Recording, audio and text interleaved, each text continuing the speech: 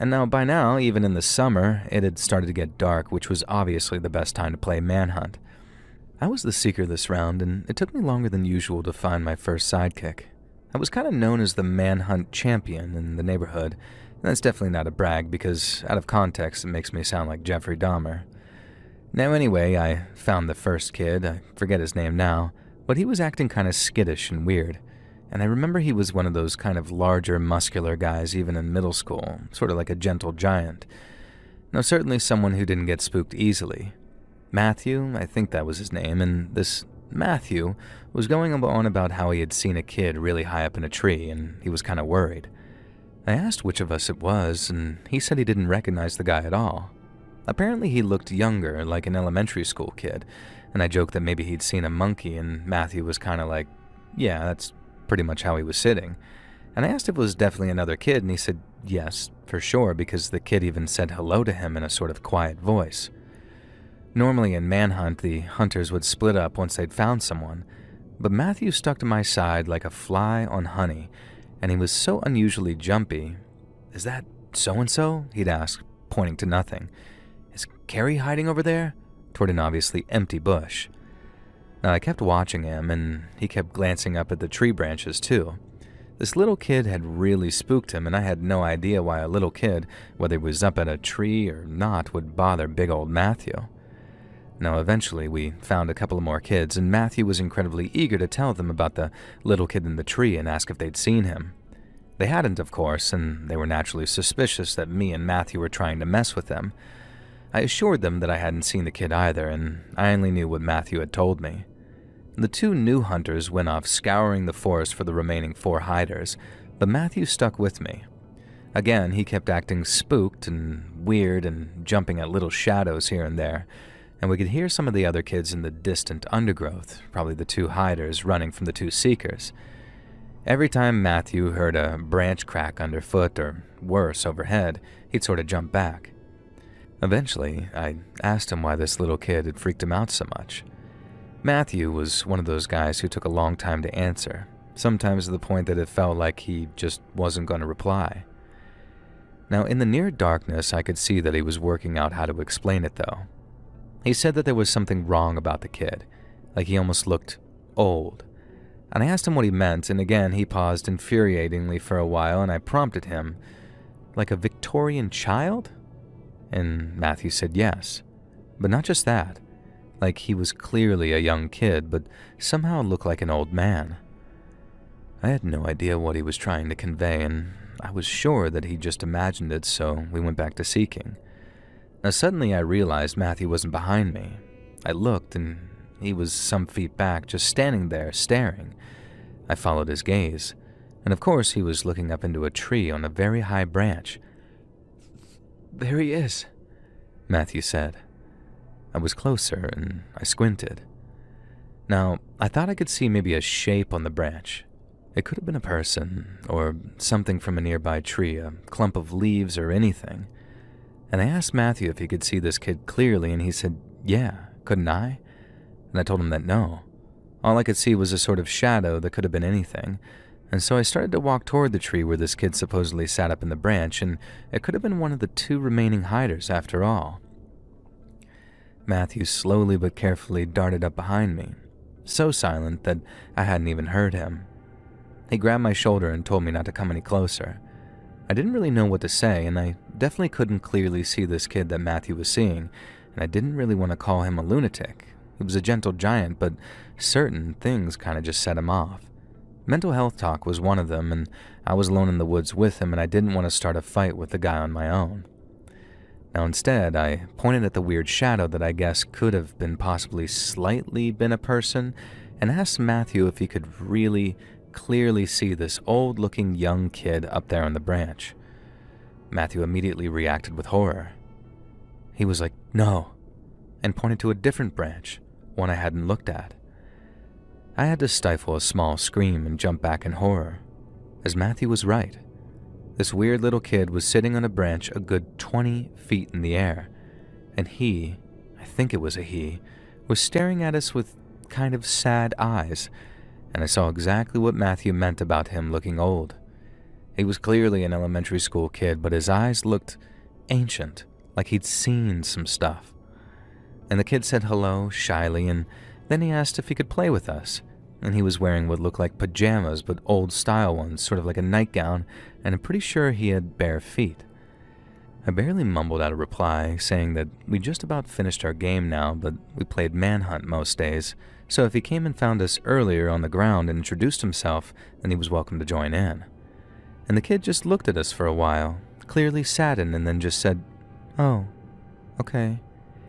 And then the weird little dude scrambled along the branch behind the tree trunk, and that was the last we saw of him. Ever.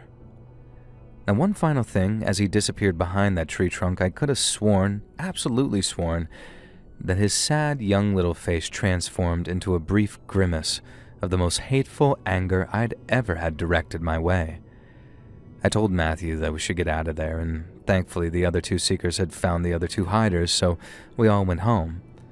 None of us mentioned the little kid in the tree again, and we never heard anything about any hauntings in that forest, or dead kids, or kids going missing, and there was no town, urban legend that it could have related to. Maybe he really was just a weird little elementary schooler, lonely and looking to play with the big kids. But if that was the case, I just have two questions. Why did he freak Matthew out so bad? And why, when I looked at him, was I certain that I could see the leaves in the forest behind him just slightly through his body, as if he wasn't entirely corporeal?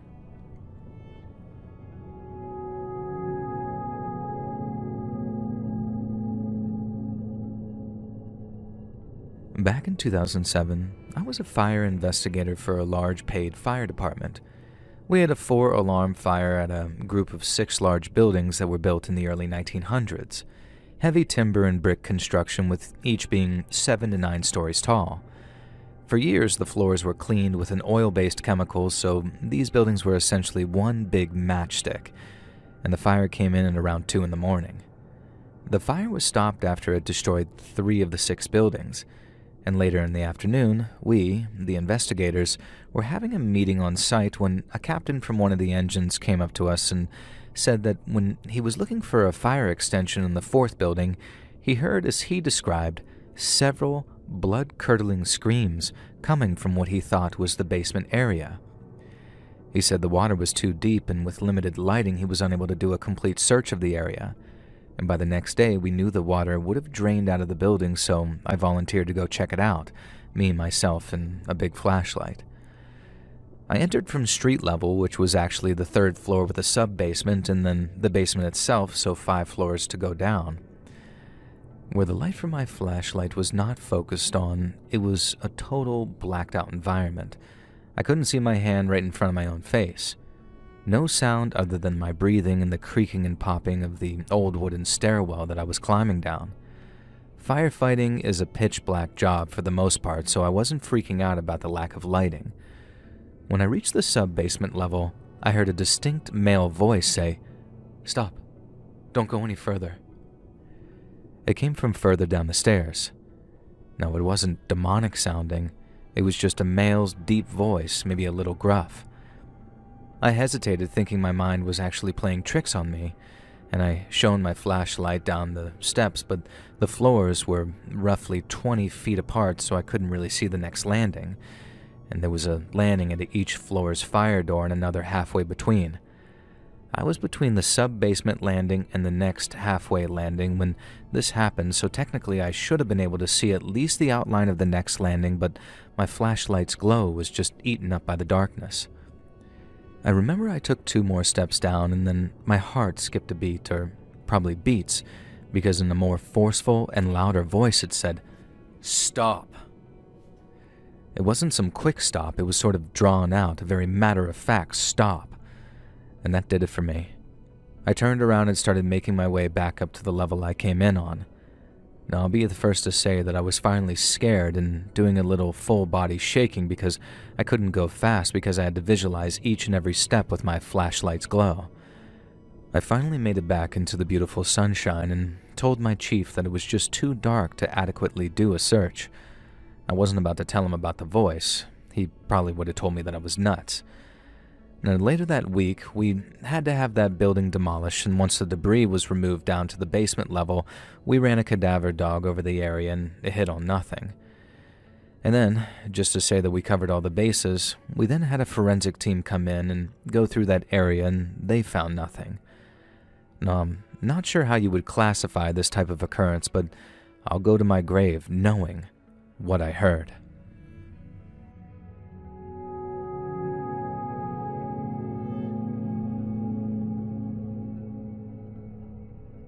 Do any of you guys remember the board game Mousetrap? I think it's still around probably, and it feels like one of those games everyone had growing up, and I kind of want to believe it's still around now. Now, Google says it still is, and the mice look majorly different though, but the diver piece seems to be exactly the same. Now, this is relevant because the diver from Mousetrap is kind of the subject of my weird childhood experience.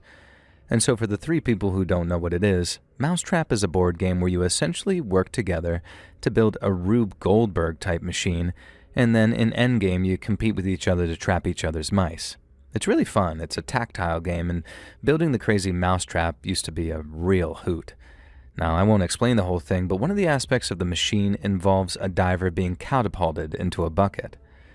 So in the old copy me and my siblings had, the diver was green, and the way the model is designed, it looks like he's about to dive, obviously, but that also means that his hands are in a praying position. My siblings and I loved board games. It was back in the 80s, so the choice for little kids seemed completely endless. We loved board games and those Tiger LCD handheld video games. Do you guys remember those? I had an absolutely freaking fantastic Top Gun one. Highway to the Danger Zone, baby. Except it was more like the bleep bloop bleep bleep type. But our imaginations filled in the gaps with all these games, and electronic or board, and the board games about haunted houses or creepy swamps really transported us to those locations. Mousetrap really turned us into mad scientists and mice, at the same time, I guess. And then as we got older, we played things like Hero Quest, Catan, Risk, but we still played Mousetrap, even when some of us were in our early/mid-teens, because it was just timeless. There were 4 of us siblings. I was the second eldest, but the eldest was our sister Lisa.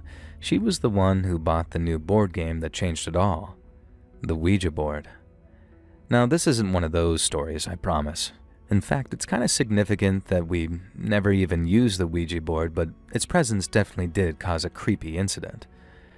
And so Lisa bought the Ouija board, and the rest of us were all hyped up to play it one night.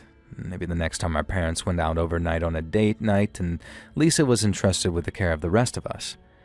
Now, that wouldn't be for a few weeks, though, so the Ouija board box got put in the board game cupboard right on top of the Mousetrap box.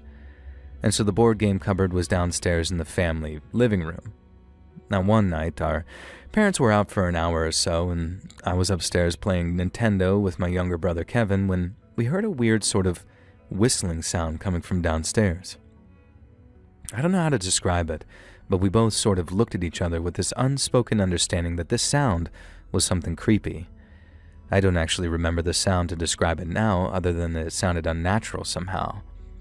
We went downstairs, and our youngest sibling, Claire, was in the kitchen. She was a lot younger than the rest of us, just 6 years old at the time, and Kevin and I checked on her, and she asked if we heard the weird scream. She said it came from the living room, and her bottom lip was kind of trembling like it had really spooked her. We went into that room, and the only thing that seemed out of place was the board game cupboard. One of the doors was open slightly, and it was the kind of cupboard that closed magnetically, so this was definitely weird. Lisa joined us in that living room and asked what was up, and she said that she hadn't heard the sound because she was listening to her Walkman. Now, we opened the board game cupboard, and the Mousetrap game was kind of sticking out. It's hard to explain, but it was obvious that whatever weirdness was going on involved that. We got the box out and opened it, and I wasn't immediately clear what had happened at first, but then Kevin noticed it. The diver figurine's praying hands had been cut clean off, seemingly by a scalpel because of how smooth and perfect the cut was. Now, of course, one of us had to have done it. It wasn't Kevin, because he had been with me. I don't know why it could have been Claire since she was so young, and the only slightly realistic suspect was Lisa, but to this day she swears it wasn't her. Now, I said something like, I guess the diver can't pray anymore, and we had a sort of running joke that he was praying for the mice and kind of thought no more of it.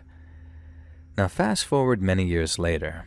Our parents have now both sadly passed away, and it came down to me, Claire, and Lisa to clear out our old family home and go through their things. Kevin lives abroad and unfortunately couldn't make it back.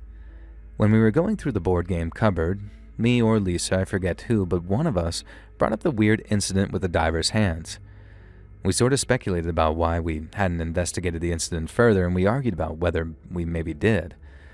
All the board games were exactly how we left them, and I realized that we hadn't actually played Mousetrap since the diver incident, so it just sort of sat there on top of the Ouija board box, which we'd also never actually used.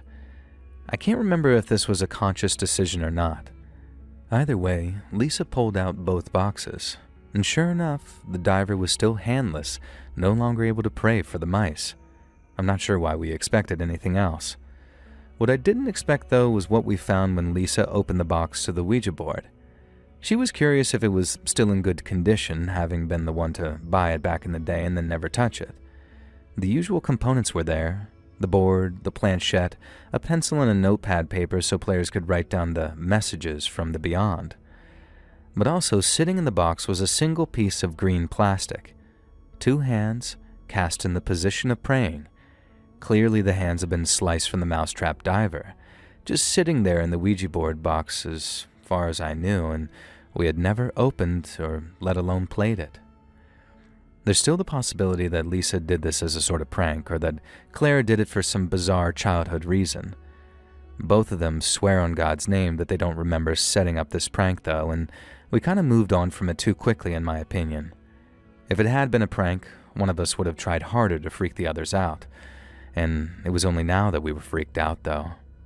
That strange sound that we heard that day, the diver's praying hands being severed, and the hands being clearly placed in the Ouija board's box.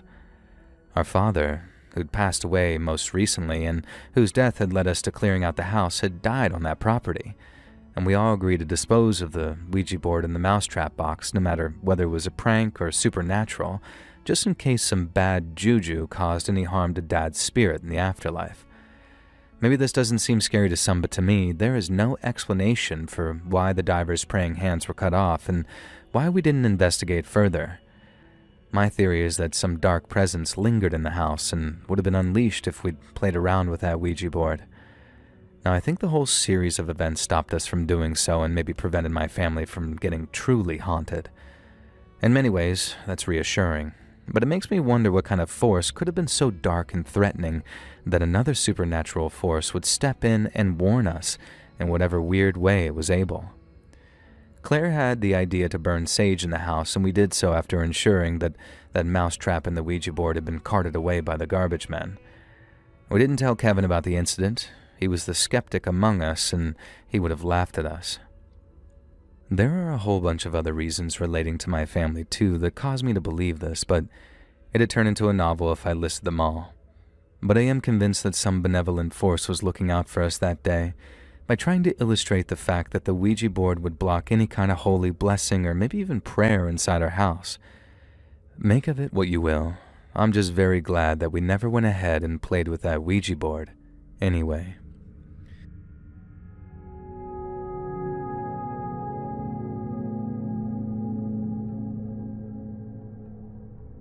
Now, I never posted anything on here before, but I'm at a loss for words this morning.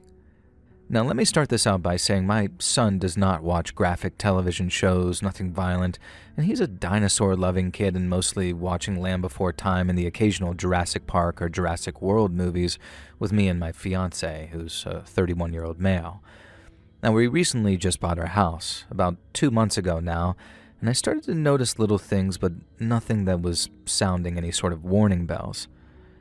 I've lived in haunted houses before, so I just went on with my day and essentially ignored it until one night at around 11:30, I heard whistling.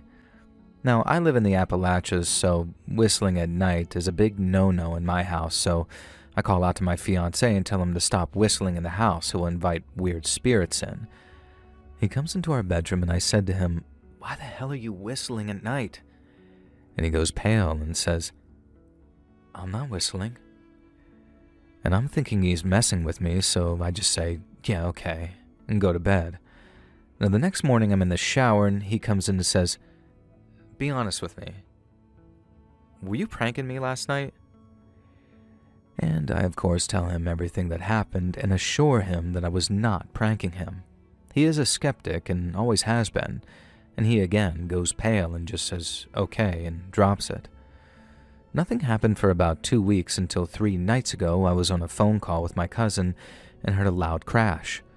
My fiancé works night shift, so I immediately go into protector mode and assume someone was breaking in. That's how loud it was. I'm still on the phone with my cousin and she is witnessing everything that's happening. I call out asking if anyone is there. Now, I know, I'd be the first one killed in a horror movie, but if someone is in my house, I wanted them to know that I was coming and not afraid, even though I clearly was. I get to the bottom of the stairs and at first I see nothing, so I'm starting to feel less on edge until I walk out into my kitchen. I notice a candle, one of those 3-wick ones that you can buy at Walmart, halfway across the room. I look at the entry table where I had it sitting, and a painting I also keep there was knocked over. So my first thought was, okay, the house was settling and it just knocked the candle over, no big deal.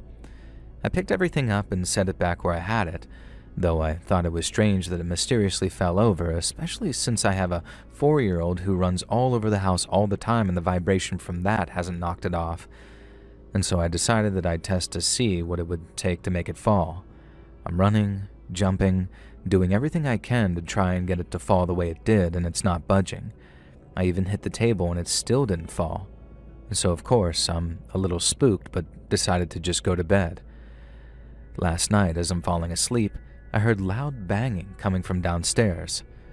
Of course my fiancé is working again, so I have to go down and check it out for myself. I go down and get a very unsettling feeling.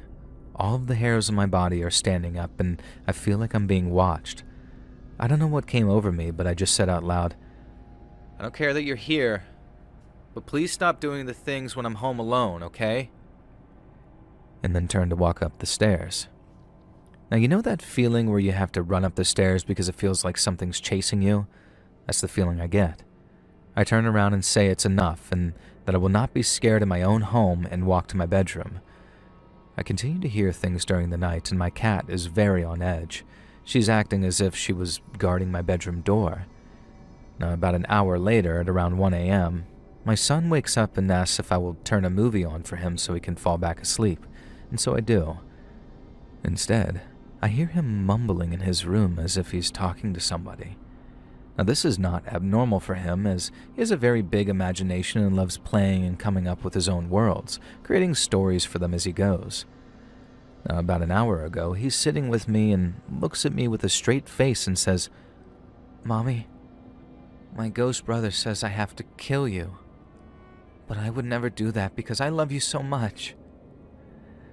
Now I'm completely in shock and say to him, "What did you just say?" And he repeated it. And I then prodded, asking for more information. And he's been going through this phase where he's been more defiant, but again, he's 4, so I don't think anything of it. But he tells me his ghost brother tells him to break toys, hurt animals, stomp on flowers he wants to pick for me, etc. Now my son is very kind and very empathetic, and him saying all of this to me is very out of character for him. He's the child who won't kill a bug because what if they have a family and they miss them? That kind of little boy, so I'm in complete shock. I'm not sure if this is a made-up fantasy for him or if I should actually be concerned. And I come from a long line of people sensitive to the paranormal, so experiences are something I'm very familiar with, but not to this caliber. And I'm also worried for my son's safety and well-being, especially if it's something I cannot see to protect him from. If anyone has any advice, please tell me.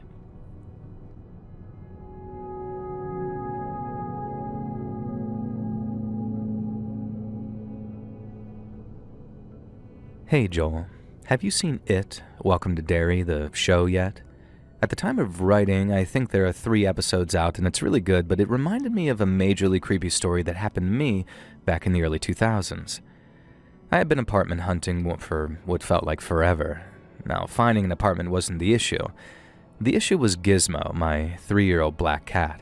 and I could not for the life of me find an apartment that would let me bring a pet cat.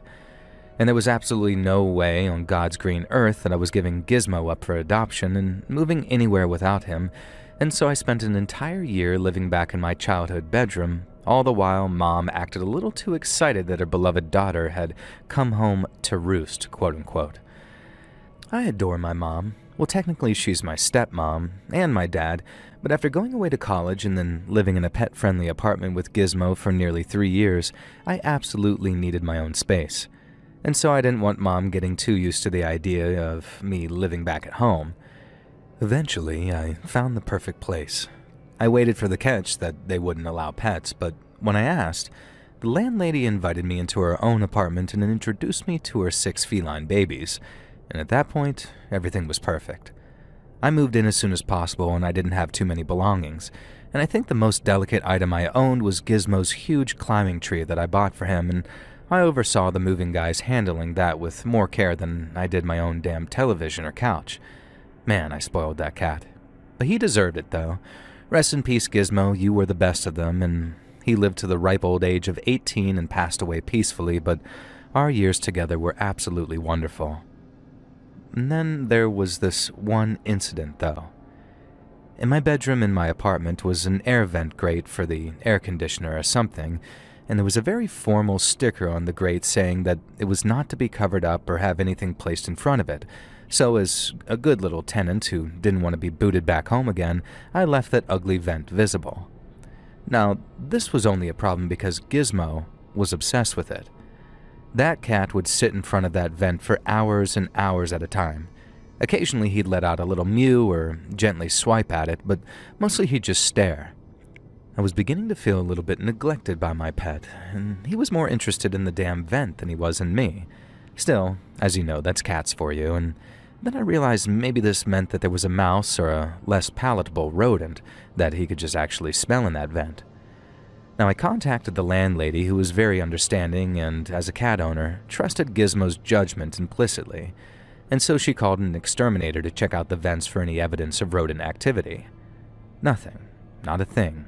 Completely flawless. Best kept ventilation system the guy had ever seen, apparently. And so, whatever. My cat was obsessed with the air vent, but he'd get over it.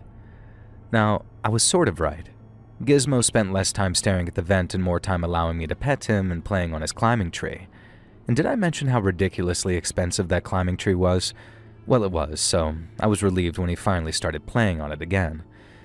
Occasionally, I'd still catch him staring at the vent, though, and I'll admit, knowing it wasn't rodents or anything did kind of freak me out a little.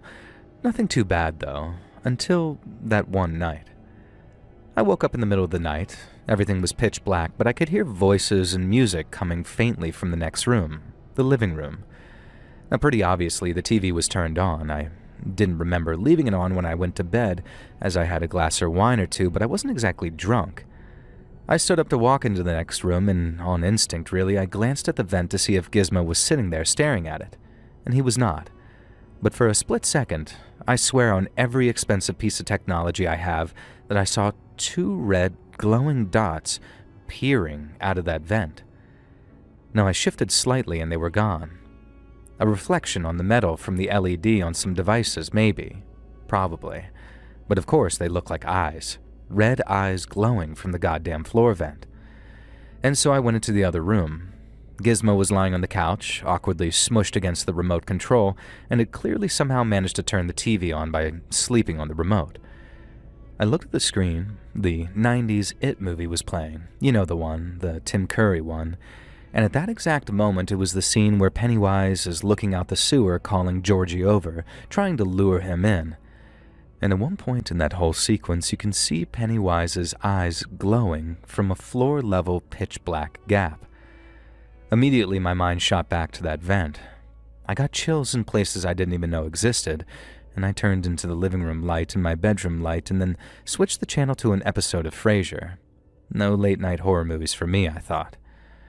Now, one final thing the next day, I decided that I didn't care what the sticker said, and I placed a large clothing hamper that I use for storage in front of the vent, and that is where it stayed until my lease was up. The landlady was surprised that I neglected to renew the lease after such a short period of time, and I felt really bad. But after that experience, I genuinely started to develop a fear of the dark, not to mention the floor vents. Sure, it meant moving back into my parents again, but at least there was no creepy, potentially haunted vent to deal with. Now, I'm sure I'm an idiot, and I threw away the best apartment rental of my life because I saw a trick of the light. But one thing I learned in my subsequent years with Gizmo is this: always trust your animal's instincts. They're always right, and in this case, who knows what he saved me from.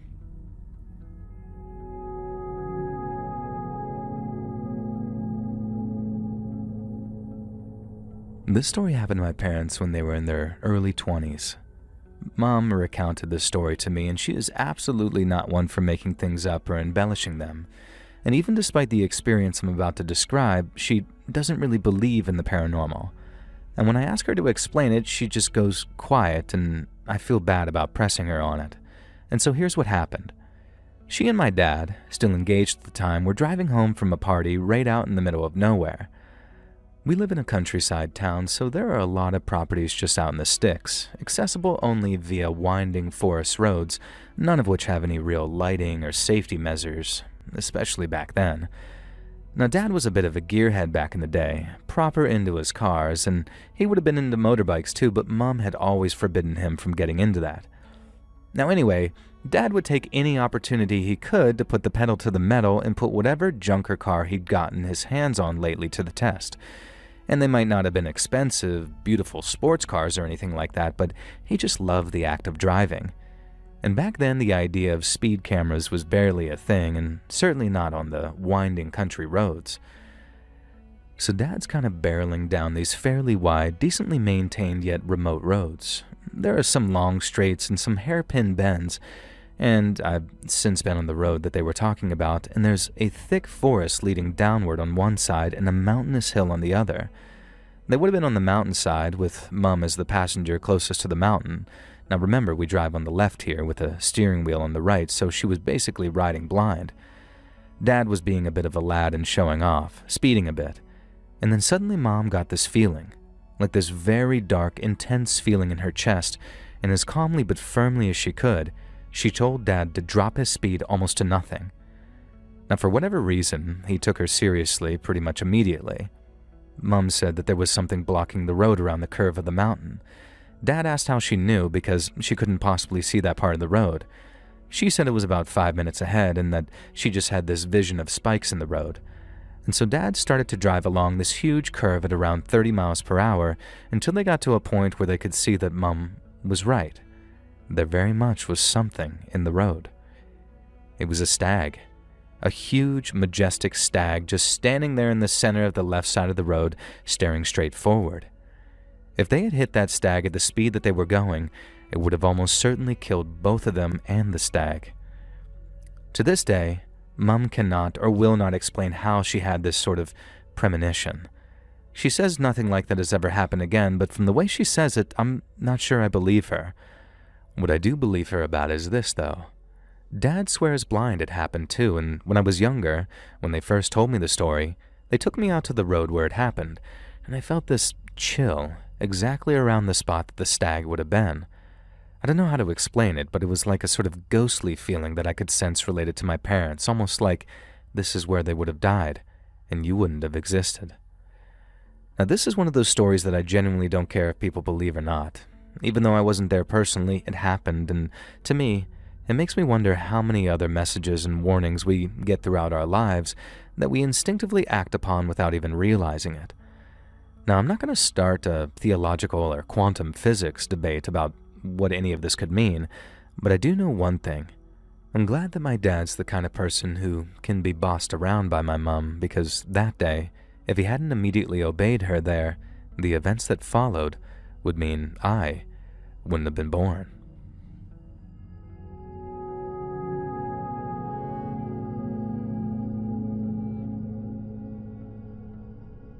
When we were younger, my sister, who's like 7 years younger than me, had an imaginary friend. I'd never had one, so it was kind of novel to hear my baby sister talking about this imaginary invisible thing. And I remember asking Mom who Shani was talking to at first. And I don't know why I didn't ask my sister directly. I probably did, and she gave some infuriating baby answer. Love you, sis. Now anyway, Mom explained the concept of imaginary friends to me and told me that it was totally normal for most children to have them. She said that she was surprised that I never had one and maybe I still would. And then she told me about her own imaginary friend, Mr. Tea Hungry, who was a big, cuddly caterpillar. Now I found this hilarious. Naturally, I became curious as to who or what my sister Shani's imaginary friend was. Shani was 4 and I was only 10, so I still didn't quite grasp the concept. In my head, they were imaginary but real, if that makes sense. Like they get assigned to a kid and they exist for that kid, as opposed to the kid just totally making the character up. I didn't entirely grasp the idea that your imaginary friend could just be anyone, and so the way I saw it, I wanted to discover what kind of person or thing my sister Shani had been assigned. I soon discovered that Shani's first imaginary friend was a giant fluffy version of Jar Jar Binks from Star Wars, but a girl called Wobble Eyes. And this seemed really lame to me, but it was kind of funny listening to my sister try and talk back in Jar Jar speak. And it became clear that Shani was kind of special. She's an absolute genius, but she's spacey, and even to this day she likes to talk aloud to imaginary constructs as a way to process information and get things straight in her head. Now, she did this from a young age, although back then it was unfortunately dismissed as slow development. And it meant that Shani had a number of imaginary friends over the years, though, continuing on a little older than with other kids. The friends did become more grounded, though, and as she got older, it seemed like she was just talking to other invisible kids roughly her age. Eventually, I kinda tuned it out because Random Imaginary Boy is a lot less interesting than Inside-Out Slug Trapeze Artist or something. Now, I was 16, just starting junior year. Shani was 9. She still had an imaginary friend, though. And like I said, I'd learned to tune them out, but one day, I overheard a one-sided conversation through the adjoining vents between our rooms that I just couldn't ignore. Now, she was asking an imaginary friend how she died, and I realized the answer was a car accident. And as they spoke for longer, it became clear from what Shani was saying that she apparently knew about this car accident and remembered it upsetting the town, quote-unquote, and upsetting Millie, that's me. Here's the thing. I did have a friend who died in a car accident when I was in freshman year, and obviously it upset me. But it also upset the town because this friend, her name was Greta, was only 14 and she was out joyriding with a couple of senior boys, all of whom were drunk. Needless to say, there was a crash. Greta came out of it dead, and due to who the driver's family was, it created this big drama within town. Now, it kind of made sense that Shani would have internalized details about Greta. She'd met her before, and she knew that I was pretty cut up when she passed away. Now, a part of me was kind of mad that she adopted Greta as an imaginary friend, but then a part of me kind of was curious and open to the occult as a junior. A part of me didn't want to dismiss this idea as a simple imaginary friend. So, as gently as I could, because Shani could be a little volatile back then. Now, she is a listener, so she might hear this, but hey, you said I'm allowed to post it. Now anyways, as gently as I could, I started asking Shani questions about Greta. Like, what did she look like? And Shani didn't know because she couldn't see all of her imaginary friends, just some of them. And I told her to ask a few certain questions, and sure enough, it was pretty obvious it was Greta that she was talking about. Now again, she was probably just internalizing and processing her death though, even though it was kind of weird that it was 2 years later. Now what was even weirder though was that shortly after all this kicked off, the passenger in the car, who had been the one dating Greta at the time, despite being 18, tried to take a certain drastic action against himself. Now, trying to use YouTube's necessary baby language here, he never faced legal consequences for the whole thing and wasn't the most popular around town because of it, but this whole incident came out of absolutely nowhere. It kind of spooked me but also intrigued me, and a few of us tried a couple of different seances a few times to contact Greta ourselves. Nothing happened, of course, though. However, I did keep seeing a shadow in the corner of my eye, and it became more and more persistent and was starting to freak me out. And then I noticed that I never once saw this shadow when Shani was having a conversation with Greta. If Shani was playing or not, or talking to another imaginary friend though, then I constantly found myself looking over my shoulder or sensing a presence behind me. One night, I woke up to grab a drink, and I paused in the middle of my room because I was so 100% certain that someone was standing behind me with their hand just about to touch my shoulder. I was genuinely too scared to move for almost an entire minute, and then the feeling went away, and I felt safe to move again. When I got back to my room, I felt this weird, cold exhaustion, and I spoke aloud and just said, "Greta, I miss you. I'll never forget you, and I don't judge you." And that's the last thing I remember before falling asleep. Now, the next day, Shani knocked on my bedroom door. Now, she told me shyly that she'd been asked to tell me that Greta had gone home now, and then she turned away and ran. Now, I followed her, but she ran right outside to go play with her friends, and I didn't want to look like a weirdo, being the aloof emo kid who tries to hang out with 9-year-olds. I don't need to tell you that the shadows and the feelings of being watched, the strange sensations, they went away after that. And to this day, I have no idea if I was just processing my grief late and that somehow manifested in Shani or vice versa or what. Shani, who is the most rational person I know, insists that it was not Greta's ghost and I'm misremembering or rewriting the story to be more supernatural in my head. But I know I'm not. And that doesn't mean it was supernatural, but I certainly think that there's a chance that it was. But what do you guys think? Now, one more thing before I go I'm going to add is the other passenger in the car who took drastic action, he strongly found religion literally within the month of Greta supposedly going home and has turned his life around in maybe the biggest way I've ever seen. And so again, I ask, what do you guys think?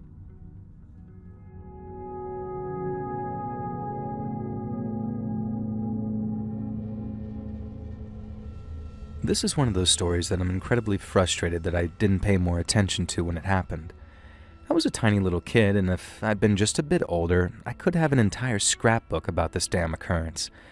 Now, I could probably sell the movie rights and throw a few lines in there and end up with something like the Amityville Horror or The Conjuring 2, although I'm pretty sure the events of The Conjuring 2, the Enfield Council House, were directly proven to be a scam, and they conveniently left that out of the movie. Now, I don't think mine's a scam, but I'm also not sure I believe it, even though it happened to me, and that's what makes it weird, I guess.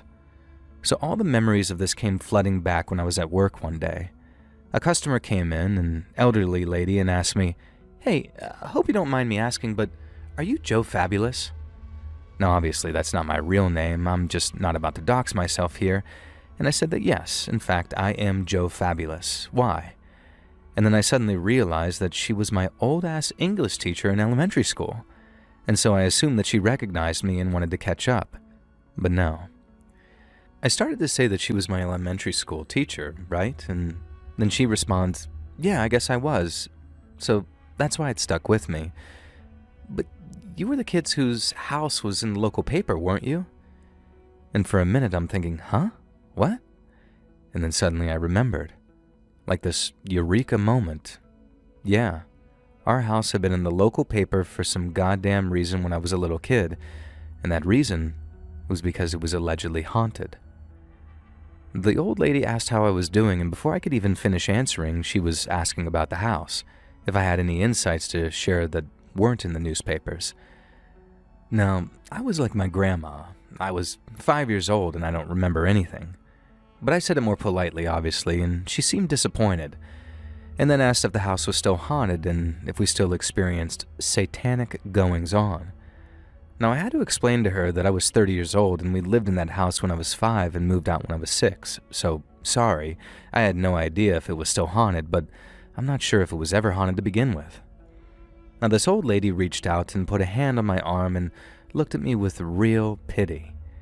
She told me that I was too young to remember, but the house was definitely haunted because it had been in the paper, and that if I was still in touch with my mom, I should ask her about it because maybe I wasn't doing enough to protect myself, spiritually now.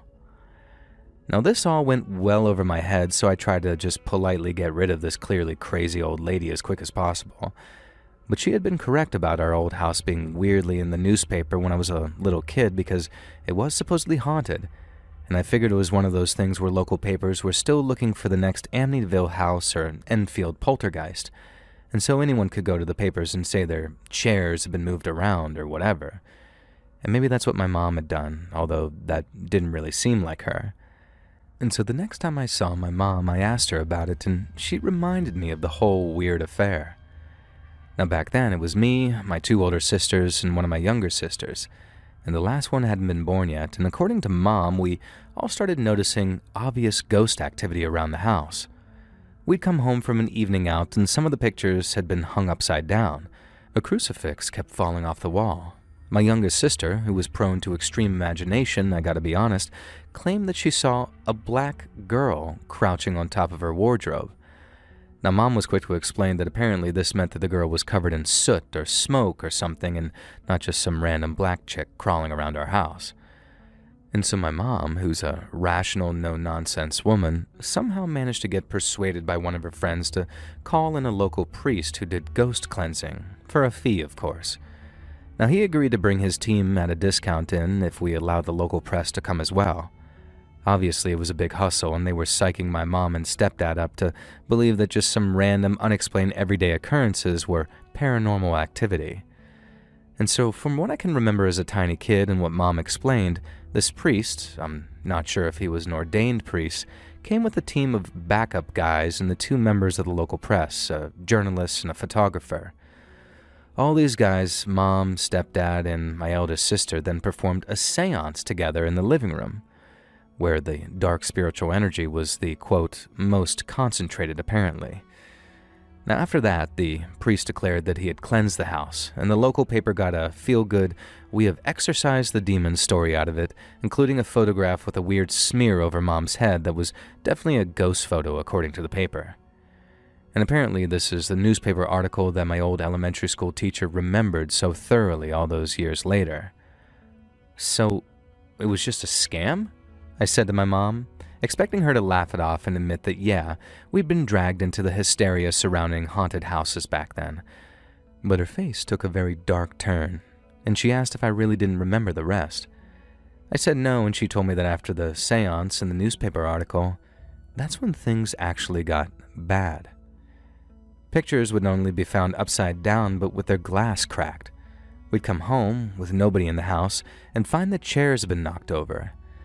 And there were all these things that you couldn't conclusively prove as paranormal activity. We lived near a railway, so maybe that was like causing all this random destruction, I'm not sure. But that didn't explain the nightmares my sister started having, though. And that didn't explain the night when my youngest sister woke my mom and stepdad up to tell them that we shouldn't have invited the paper men into the house because we've made people angry. And it didn't explain the dream my mom had when she was pregnant with my final sister, in which she gave birth to a demon. Now, we moved out of that house and never spoke of it again. Mom did her best to avoid bringing it up with the kids, and our stepdad at the time was 2 stepdads ago, so who knows what he's up to now. And he wasn't the nicest man, so if anyone was a conduit for dark paranormal energy, it was him. He wasn't the father of our youngest sister, and he'd already left by then. And even though we spent a while living in a couple of ratty-ass broken-down apartments before we found somewhere nicer that matched the haunted house in quality, Mom says that she does not regret getting us out of there. Me, I remember none of it, and as far as I'm concerned, someone tried to set my family up as a cash cow for a Conjuring-style movie. But my mom and older sisters seemed to get pretty angry with me when I suggested this. Now, they tell me I should just take things of this nature more seriously. And maybe they're right. Maybe haunted houses do exist, and they're just not the ones that get movies made about them, and they're not the ones with embellished details. They're just inhabited by beings that are quietly, patiently evil, waiting for the right family to move in with whom they can have their fun.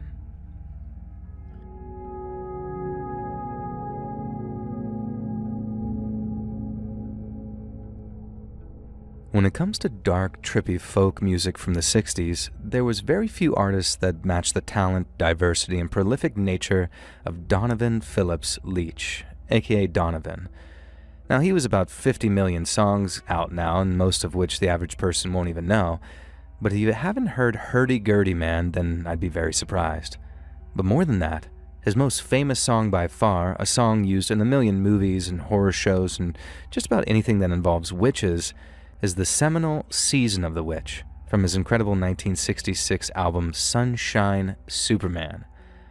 Now, I know I sound like Patrick Bateman here, but Donovan manages to be one of the most rare artists whose music is chill and trippy, but also completely creepy and inexplicably formative at the same time. Yeah, if you can't tell, I freaking love Donovan, and I wasn't even born during his heyday. Now, he had some success over in the UK, but it was Sunshine Superman that really grabbed the attention of America, landing a #1 spot in the top 10 Billboard for a week. Now, if you read this, Joel, either pause the video or wait till you're done and then go listen to Season of the Witch. I 100% guarantee that you've heard it before. The reason I keep mentioning this song in particular is because it's the subject of the extremely spooky story I have to share. Now, my dad told me this story first, but it was his dad's story. An old chill hippie who loves telling me stories that are always upbeat, positive, and cheerful. And I really had to push him to tell me the story, but I'm glad I did because it kicked off my lifetime obsession with haunted music and the study of satanic panic around rock and roll and various other deeper audio-related horror mysteries. Now, this is a bit of a personal one, though. So it was 1967, and Grandpa had finally saved up enough of his tips from his paperboy job to buy a copy of Sunshine Superman. He'd heard the singles Sunshine Superman and Season of the Witch on the radio and absolutely loved them, so he had to get it. And when he did, though, and brought it home and stuck it on the family's record player, he was a little horrified. The record played fine, but whenever it got to Season of the Witch, in multiple places where Donovan sings, "Must be the season of the witch," there was an audible skip in the record, and instead it sounded like he was saying, "Must be Satan." Now, his parents, who were fairly relaxed folk, were unhappy with this, and he convinced them that the song wasn't meant to sound this way, and he also had a couple of friends listen with him to prove that he wasn't going mad. Now, the weird thing was, there was no noticeable scratch on the record, so he cycled over to his buddy Jimmy's place, record under his arm, and then played it there. And the song sounded absolutely fine. And then he took it back to the store that he'd bought it from, and again, the song did not skip. And so Grandpa invested some money in a head cleaner and some new needles for the family record player, and it did nothing. Now, when he played it on his home record, Donovan sang, "Must be Satan." Now, Grandpa started imagining this witch who was in the sway of Satan, and it started infecting his daydreams.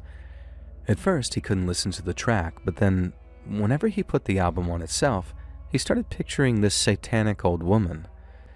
In the end, Jimmy offered to take it off his hands for a small fee.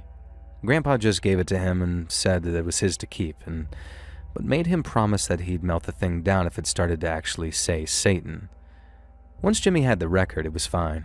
Grandpa loved Donovan's next release, Mellow Yellow, but to this day he refuses to listen to Sunshine Superman.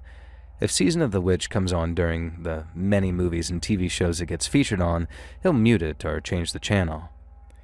Hearing the story from my grandpa's rich, calm, old hippie voice gave me the chills, and I still love Donovan myself, as does my dad, and I personally never had a satanic experience with Season of the Witch, but it is a creepy song, and I can't help but think of the story when I listen to it.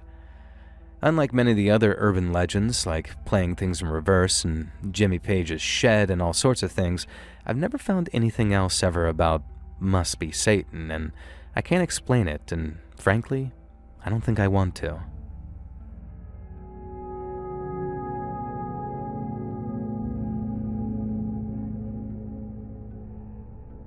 Big fan of the channel, and I've been listening for what seems like forever, and I got a bit of a weird, creepy story for you.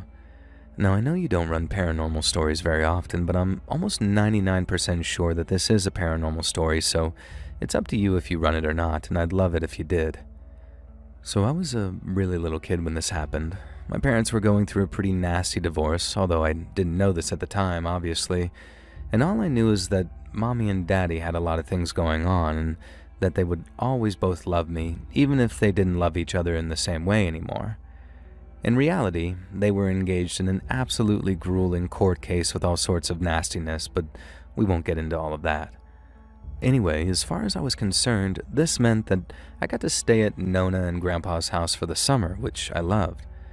The house was old, creepy, and filled with dark corners and strange decorations. Now, there were at least 2 grandfather clocks and portraits of people I like to make up stories about, and there were rooms that were locked and rooms that I was told not to go into. There was an attic that I was allowed into, but I was too afraid to even head up there until I got a bit older. There was a library filled with books that made me think Nona and Grandpa must be geniuses, and there was stuffed birds and a deer's head on one wall. And in short, it was the absolute perfect house for creepy, weird little kid like me. And not that I was creepy and weird in a bad way. I was just into horror comics, goosebumps, and horror toys and all that kind of stuff. You get it. I was a spooky little boy, and so I loved going to Nona and Grandpa's house. The house was big, so my room was right on the other side of the house from Nona and Grandpa's, and there was a bathroom a couple of rooms down from mine, and I think the room in between was a closet of some kind, and that's where I'd go if I needed a drink in the night. And that one night, I needed a drink really bad and also needed to pee really bad, and the nightmare combination when you really don't want to get out of your warm bed on a cold night. Now, eventually I braved it and stepped out into the corridor, and I was surprised to see a figure further down the hallway, because Nona and Grandpa rarely came around this part of the house, and certainly not at 2 in the morning. Assuming it was one of them, I called out, and the figure turned. He was dressed in some kind of military garb, like a soldier's, but for some reason it was entirely white. His face was also incredibly pale, and so was his hair, and I wasn't dumb enough to fail to realize that I was looking at a ghost. Now, assuming that I was still in bed and this was a dream, I decided to play along. I asked the ghost who he was as he strode towards me. Now, he looked to be in his late 20s and had a very stern, angry look. He certainly had no intention of talking to me, and instead, he screamed at me that he was my grandpa from before, and that children shouldn't be wandering around the halls, especially late at night, and to get back to bed immediately or I'd get the belt. Dream or not, I ran straight back to my room. I'm not ashamed to admit that I pulled a chair over and stood on it and pissed in the sink. And the water from this sink wasn't drinking water, so I never did get my drink, and suddenly I was overcome with this crazy fatigue, so I dragged myself back to bed, and the next thing I knew, it was mid-morning. Now, that was a pretty messed up dream, I told myself. I had no grandpa from before, obviously, and I'd learned a long time ago that nobody wants to hear about your goddamn dreams. Seriously, if you ever want to bore someone, tell them about a dream that you had in detail. And therefore, I never mentioned the incident to anyone and continued to have a great summer until eventually I had to go home to discover my parents now hated each other and my life was upended. And it was possible that I might not be allowed to stay with my dad. And the whole thing was a mess that I don't want to go into, but it somewhat sorted itself out eventually. Now, I'm glad that I was still able to have a relationship with my father because it was when he was an older man that I found out a very chilling truth. Apparently, Grandpa wasn't actually his biological dad. My father was the youngest of the 3 siblings, so he'd only been a couple of months old when his biological dad died, and he never really knew him. But my dad, my uncle, and my aunt were all actually adopted by my grandpa, who passed by then, and they never spoke of their biological father. According to my dad, my bio-grandpa died in some conflict while serving in the army, and due to the kind of abusive, unpleasant man he'd been, Nona moved on really quick. Some say that maybe Grandpa may have been on the scene before Grandpa number 1 passed, but who knows. Dad told me that he had a few photos of Grandpa number 1 that he managed to salvage, photos of him in his military gear and whatever conflict he'd served in, Desert Storm or something like that, and he asked if I wanted to see them. Now, I thought back to the figure that I'd seen that night, the one that I dismissed as a dream. I thought about how he said that he was my grandpa from before, and how much he sounded like this horrible man who'd been my own dad's biological father. Maybe it was a mistake, but I told Dad that I didn't want to see the photos, that I was quite happy continuing to see Grandpa number 2 as my grandfather, and that seeing the photos might diminish his memory, and I think my dad was relieved. In truth, the idea that the man in the photos might look identical to the figure I supposedly dreamed about that night was just too much to take. What would you have done? Would you have satisfied your curiosity? Or would you have been content to continue convincing yourself that it was just a dream, and spectral Grandpa number 1 was just that, an imaginary specter?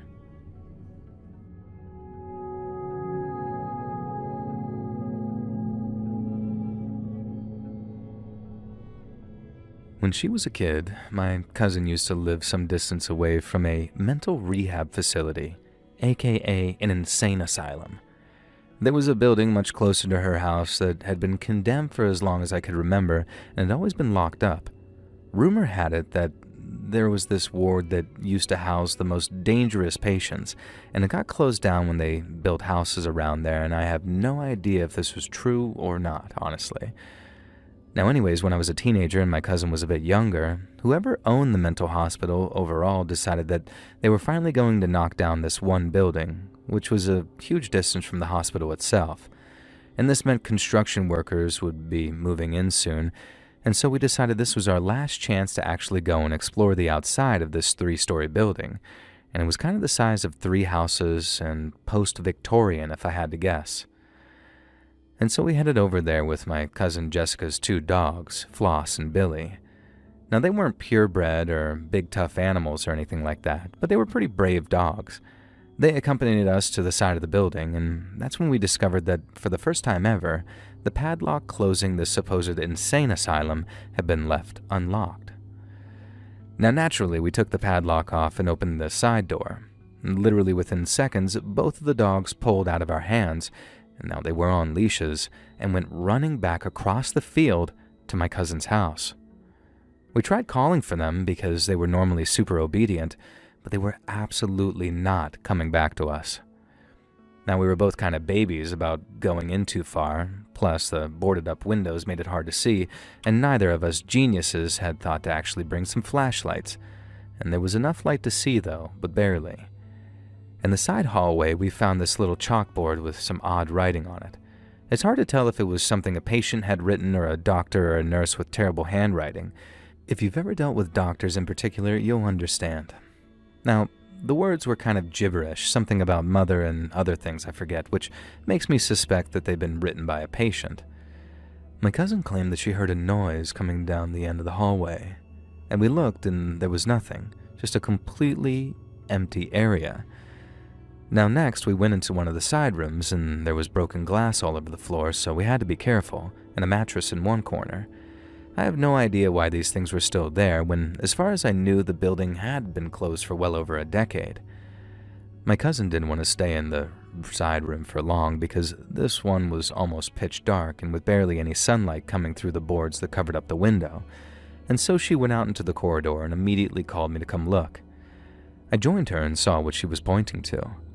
One of those plastic chairs, the kind you use in schools or hospitals for therapy sessions, was now sitting far down the corridor in what seemed to be the foyer of the building. 100% the chair had not been there before we'd gone into the room, and I would swear on it. Our immediate thought was that the builders had arrived early, even though there was absolutely no indication of this, and so we just ran back out the side door and headed home across the field. Now, I would dismiss this all as nothing, but both of us would swear on our graves that as we ran back to my cousin's house and glanced over our shoulders, there was a face looking out of a hole in one of the upper boards. This definitely wasn't a construction worker, and the central staircase had collapsed and there was currently no way to access that second floor. Nobody should or could have possibly been up there. Now, we bring it up occasionally as a cool possible ghost story we experience, and as a side note, my cousin's mom passed away a few years ago, and for a long time, and spanning 2 different countries, my cousin kept seeing a blue butterfly flitting around her. Apparently some people believe a recurring blue butterfly is the sign of a soul checking on a loved one. I don't know if I believed in all of this, but I do know that between the face in the window and the blue butterfly, my cousin seems to potentially attract the paranormal. But I'd love to believe, is this real?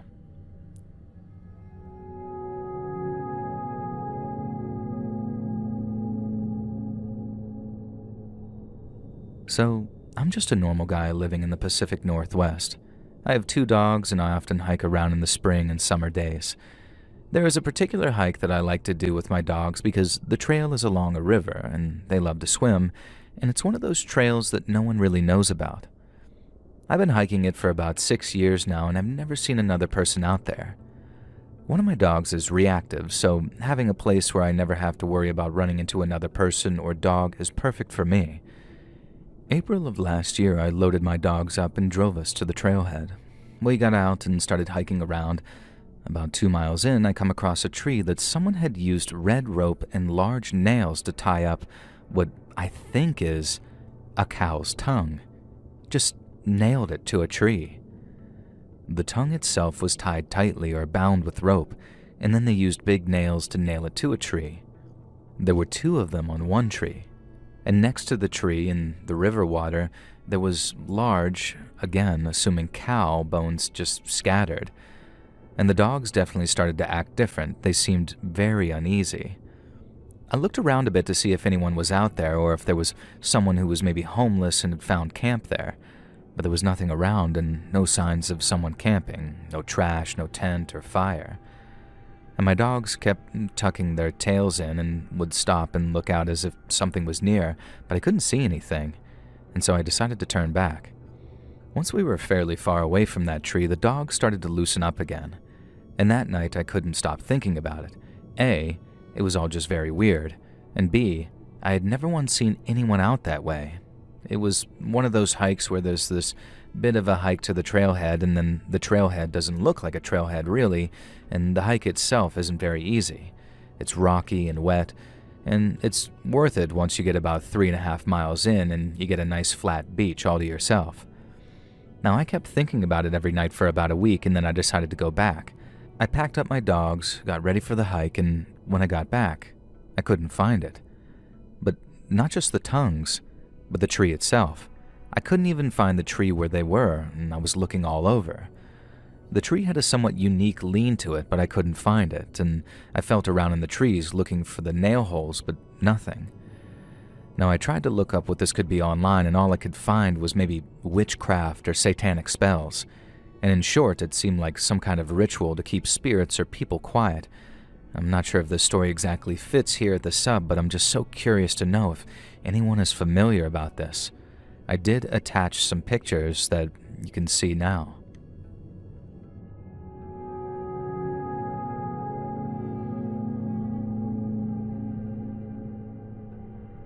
To start the story, I just want to say that I saw what I saw. I don't care if people don't believe me, and my sister saw it too, and many people in my area have said that they've seen the same thing. Now, I just want to share my experience, and if you don't like it, I don't care. So, back when I lived in Nevada, we lived in a manufactured home, or whatever you might call it, sort of like a double wide, but nicer. Now anyways, my sister and I had rooms directly across from each other.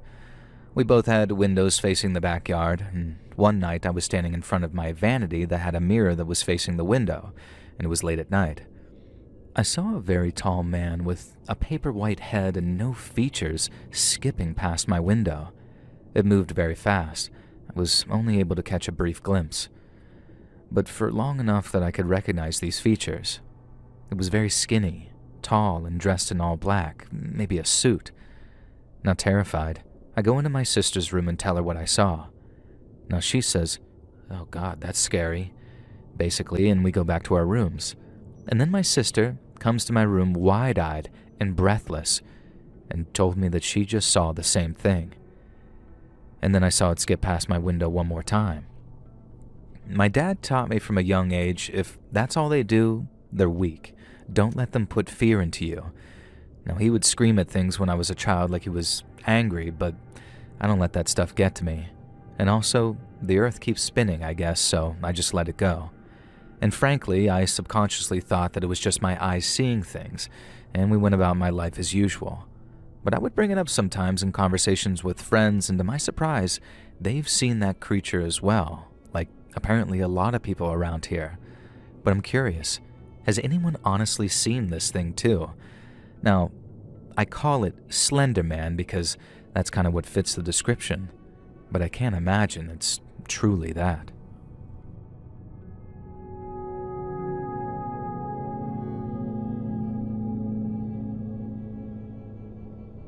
Even though I never saw anything paranormal in the direct way many people claim to, like clearly seeing, hearing, or feeling things, this specific experience left a mark on me nonetheless. I'll keep it brief because I don't want my post to get taken down, and when I was little, my bedroom was in a somewhat isolated part of the house. Right next to it, there was a smaller room, the laundry room, that didn't have a door.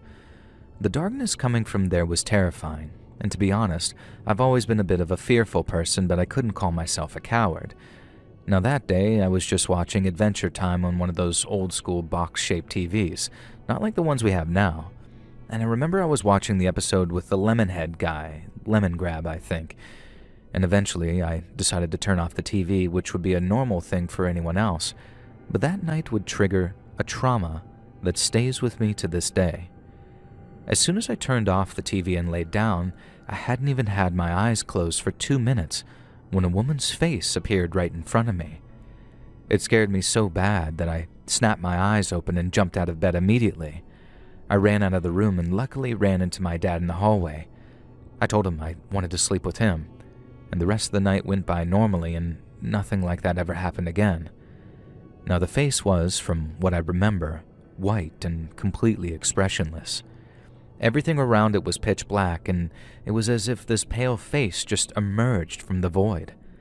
However, it only happened while my eyes were closed, and to this day, more than 8 years later, I cannot sleep without some kind of light or background noise. Now what I do is set a sleep timer on my television and it stays on for a few minutes while I drift off and then shuts down automatically. I know it sounds crazy or hard to believe, but that's how it happened. I never had another experience like it, and by the way, in that house, my dad supposedly felt his bed being moved. And apparently, the original owner's wife died in the room my dad was sleeping in. Now, I attached a reference image, and the face I saw didn't have such a terrifying smile, it simply had no expression at all. But I want to reiterate that this image is only for reference, just to give you an idea, and this happened many years ago, and I hope I can get some feedback here.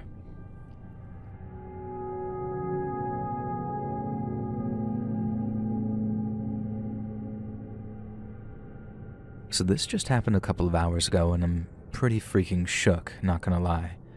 So I bartend at a dive bar in a pretty terrible part of San Francisco, Soma for those of you who know. Now, I was doing my usual chain-smoking, nightcap, catching up on some text messages that I missed when I heard some glassware rattling in the kitchen, which is only like 30-ish feet away from where I was sitting at the bar, and so it was very obvious and loud. Now, at first, I thought it was maybe a rat or something, or at worst, a crackhead that snuck their way in while I wasn't paying attention. But the second I stepped into the kitchen to check it out, I heard the same exact rattling sound coming from the bar which I had just been sitting at, but hella louder and way more aggressive. So I pulled my knife out, still thinking it was some homeless guy or a crackhead or something, but the exact second I walked back into the bar area, I got hit with this huge wave of goosebumps. The temperature dropped. I was shivering. All of my hairs were standing up, and I had this feeling that you get when you know somebody is watching you. No, there was nobody in the building except me. I quadruple checked every square inch of the place, and it's not like a huge bar, it's actually quite small. Now, once that happened, I just knew that we are not alone out here.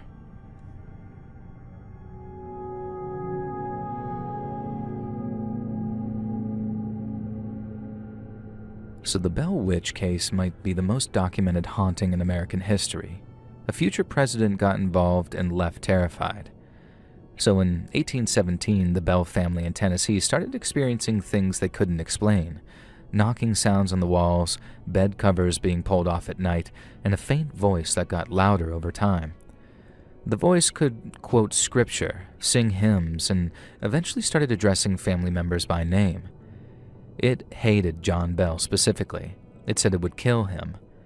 Now the story spread, and in 1819, General Andrew Jackson traveled from Nashville to investigate. According to multiple accounts, his wagon froze on a dry road and couldn't be moved no matter how hard his men pushed. Jackson reportedly said, "By the eternal boys, this must be the witch." Now a voice from the woods replied, "All right, General, let the wagon move on. I will see you tonight." Now his men were so shaken after one night that they left the next day. Jackson is quoted as saying that he'd rather face the entire British Army than spend another night with the Bell Witch. In 1820, John Bell died under very strange circumstances. A vial of dark liquid was found in the house, and the family tested it on a cat, which died instantly. and the voice claimed that she poisoned him. What makes this case unusual is the amount of documentation. There are named witnesses, dates, and written accounts from people who were there. Most hauntings from this era are vague stories passed down with no names attached, and this one has a real paper trail. The Bell Witch Cave in Adams, Tennessee is on the National Historical Registry and is still open to visitors today.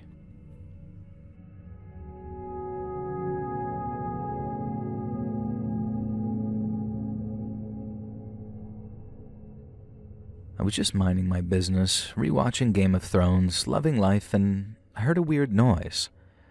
I looked around and realized that it was coming from my phone.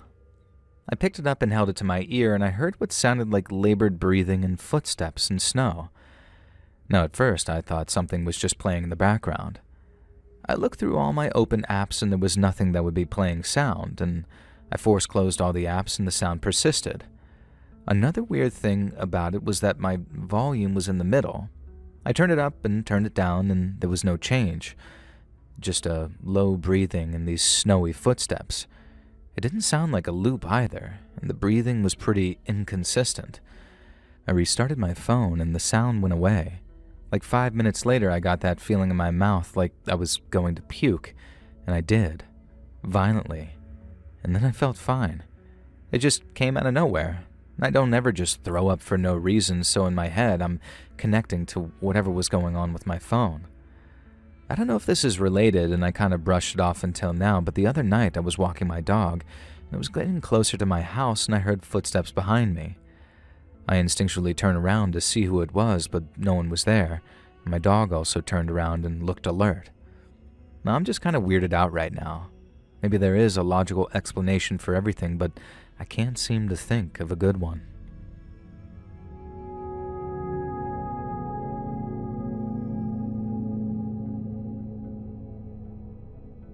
Something unusual has been happening, and I'm not sure what to make of it. Maybe someone here can offer some explanations. And to give you the full picture, we used to live in the city, but we got tired of the noise and the prices, so we moved out of Brooklyn a little over 2 years ago and into a quiet little area about 2 hours from the city, bordering alongside Pennsylvania. Now, we're not very familiar with rural life, so it's still a bit new to us. My house sits on the edge of the woods, and we don't have neighbors on that side, just trees stretching for miles and miles. Now, in winter, I moved my workspace to the living room by the wood stove, sitting next to a large window that looks out over the terrace and the forest. Now, I keep the blinds closed to hold in the heat. 2 nights ago, I was working on my spicy horror story when I suddenly heard what felt like a loud bang, like something heavy had fallen. I thought it came from the basement, but it could also be outside, so I ignored it. A little later, the bang repeated, and this time louder and closer. I felt the vibrations in the floors and the walls, like someone was just outside, either on the terrace or under it, hitting the wall right next to me. Now, I got scared and decided not to open the blinds and instead just go to bed. But as I was getting under the blanket, not even a minute later, the bang happened again, just as loud and just as close as the second time. Someone or something was right outside our house. I woke up my partner, told him what happened, and asked him to go check with me. We checked the terrace, but there was no one, and the rest of the night was quiet. The next night, around 9 o'clock, it was very dark out as we don't have any streetlights in my area, and he went outside to grab wood from the backyard pile for the fire stove so the house would stay warm throughout the night. I stayed inside, music playing, running around to feed the pets, and when he returned, he asked if I had heard anything. I hadn't. He said there had been a very loud, powerful bang that made the ground tremble coming from the woods. Of course, it might have been a tree falling, but there was no cracking, no rustle of breaking branches, only a sudden bang, and needless to say, we decided not to investigate. And now it's morning, and I can't help but feel a little anxious about whether it might happen again tonight. But what do you think it might be?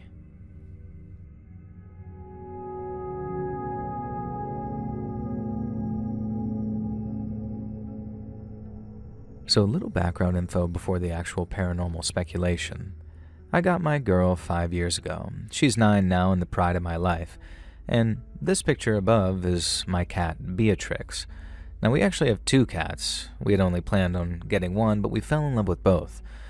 When adopting Beatrix, we were told a bit about her past, and she has a history of seizures and certain allergies, but has been returned 4 times, each time within a month.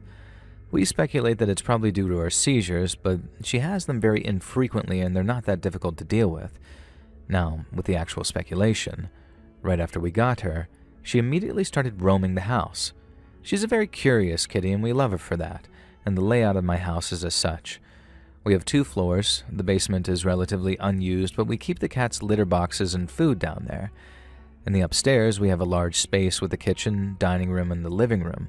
Attached to the dining room is a large sliding glass door that leads out onto a back porch, and then we have a long hallway with a few rooms attached. The bathroom, my mom's room, my mom's office, and then a spare room.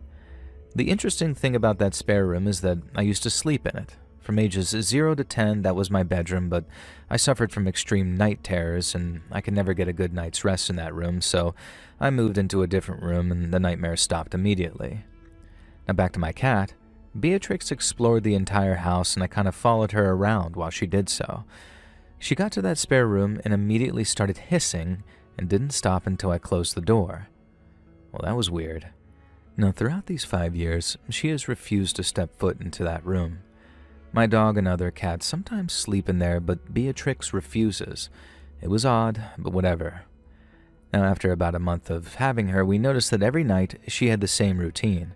She'd go back to the back sliding door and stare outside for about an hour, every night, and then she would explore the whole house like she was a warden or something, and then come into my room and cuddle for the rest of the night.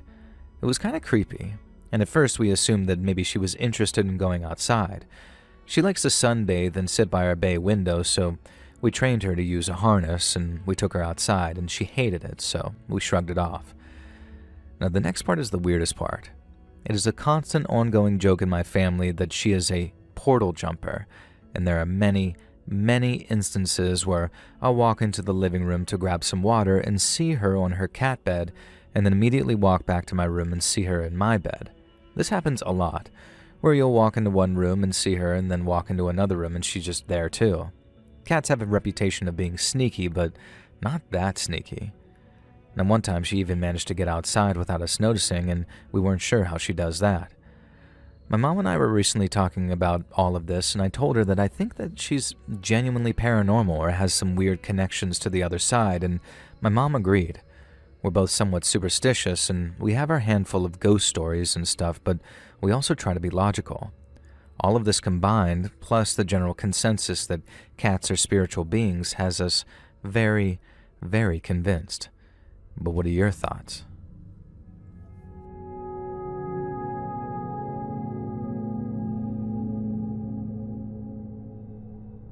The day that I become 100% a believer in the paranormal was when I went to the mall with my mother and sister.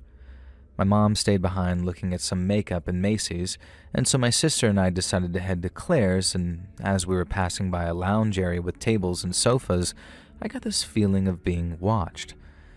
I turned my head and locked eyes with a girl who I assumed was with a family at the lounge area because she was resting her arm on one of the ladies sitting on the couch.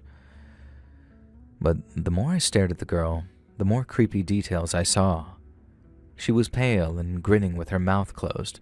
She wore a white dress and her hair hung over the sides of her face, almost like The Grudge. She never blinked and just sort of stared at me. I finally stopped and turned to my sister to tell her if she sees that girl staring at me, and she goes, "What girl?" I pointed toward the couch where she had been, and now she was gone.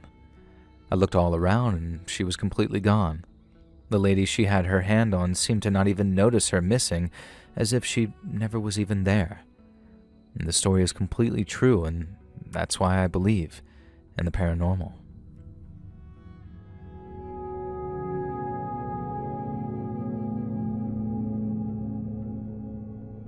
I swear on everything that this is a true story.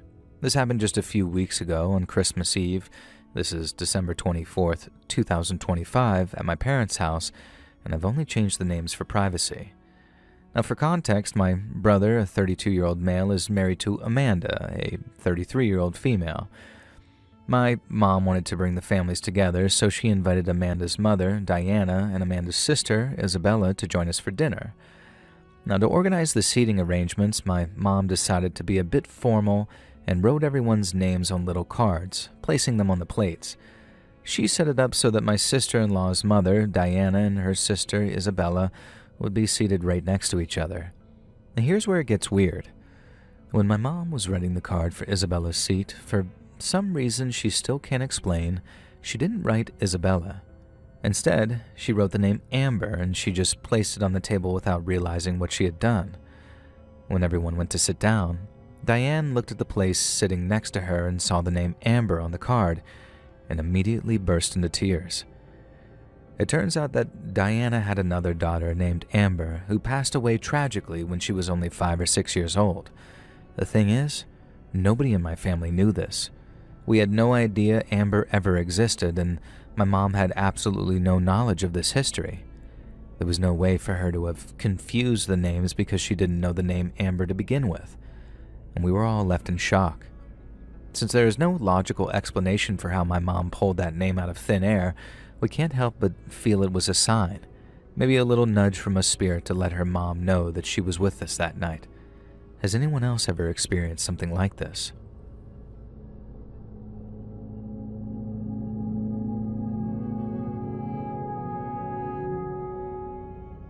I know that everyone has had their fair share of weird experiences. I'm not panicking here, I just wanted thoughts and advice. I don't think I'm the chosen one or that I was abducted or something, just mildly concerned and interested. Now that said, I lost quite a bit of time last Monday. Now in the image you can see that I messaged my mom telling her that I was at Walmart waiting for her grocery pickup at 9 minutes past 4. Now I know I didn't wait more than 3 minutes because I was listening to the same song when the guy came out. She lives about 10 minutes from there, and I drove straight there with minimal traffic, never stopped or stuck or anything. And when I arrived at their house, my parents were worried and asked if I was okay. Now I'm confused and said, "Yeah, why?" And they said, "We expected you here sooner." Now I, of course, said, "Well, I texted before I left Walmart," thinking that that would be the aha moment, with them, of course, seeing that I had texted them 15 minutes ago and saying, "Oh, duh, that's right," and we'd move on to making some soup. Now instead, Dad replies saying, "Yeah, that was an hour ago." Now still thinking that I'd price him wrong, I checked my watch, and to my surprise, it was 4:57. I was surprised, figured that I must.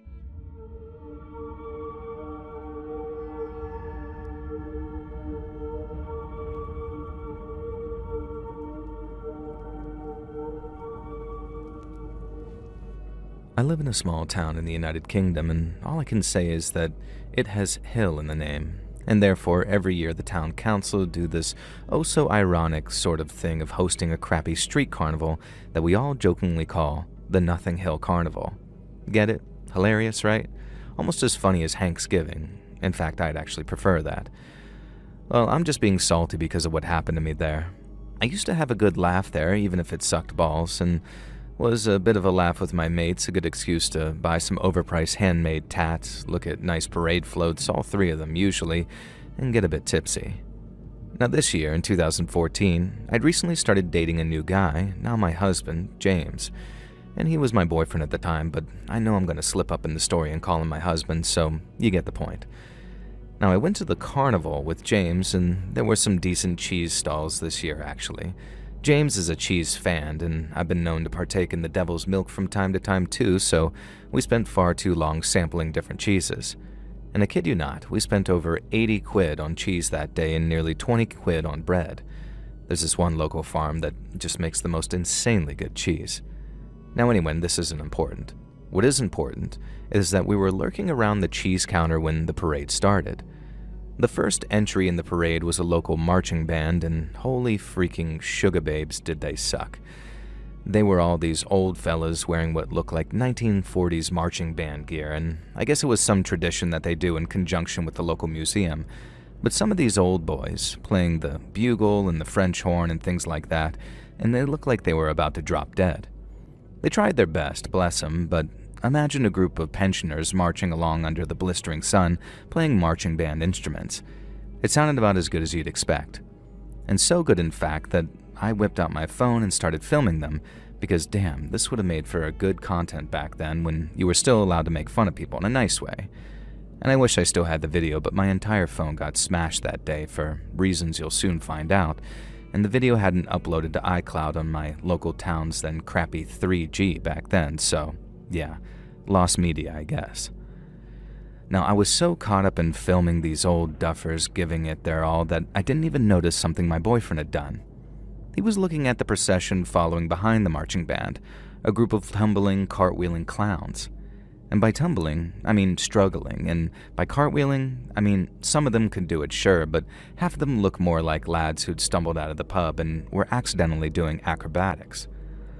Now, one of them was proper good at it. He was kind of a big fella, so I didn't expect him to be as spry on his feet as he was, but he was doing these sort of front flips and all sorts. It was absolutely fascinating. And that's who I thought my boyfriend was pointing to at first when he kept tugging on my elbow and telling me to look. But no, it was another clown that he wanted to check out. This other guy was thin, a lanky lad with a bald cap and green tufts of hair above his ears.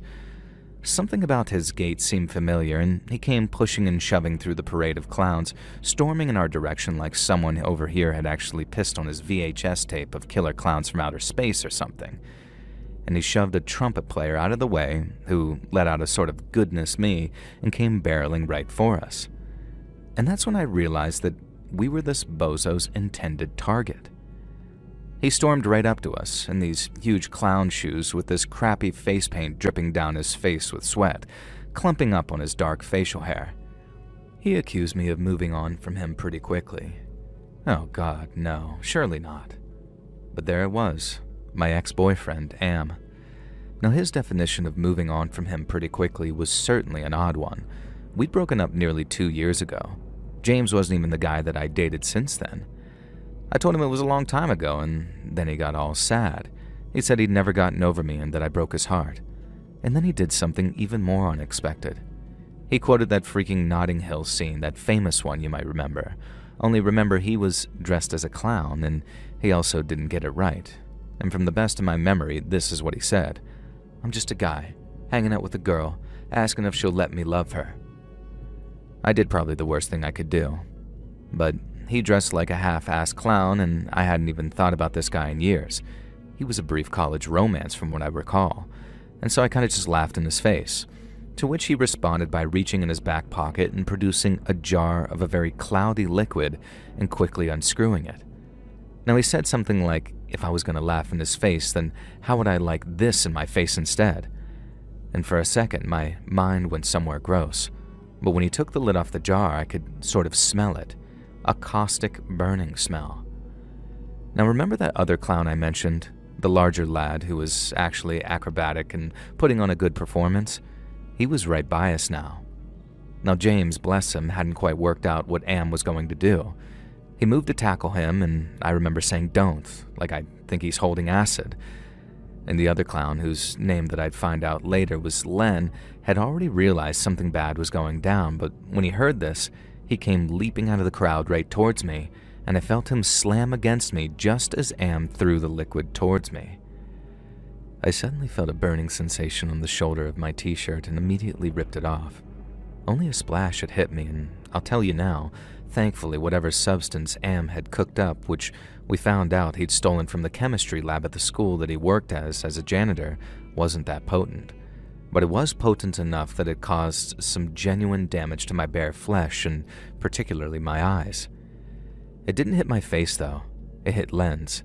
Len, who it turned out was wearing thick homemade grease paint that he swore by in his career as a clown compared to the, in his words, sticky, sicky crap that they sell at circus supply shops.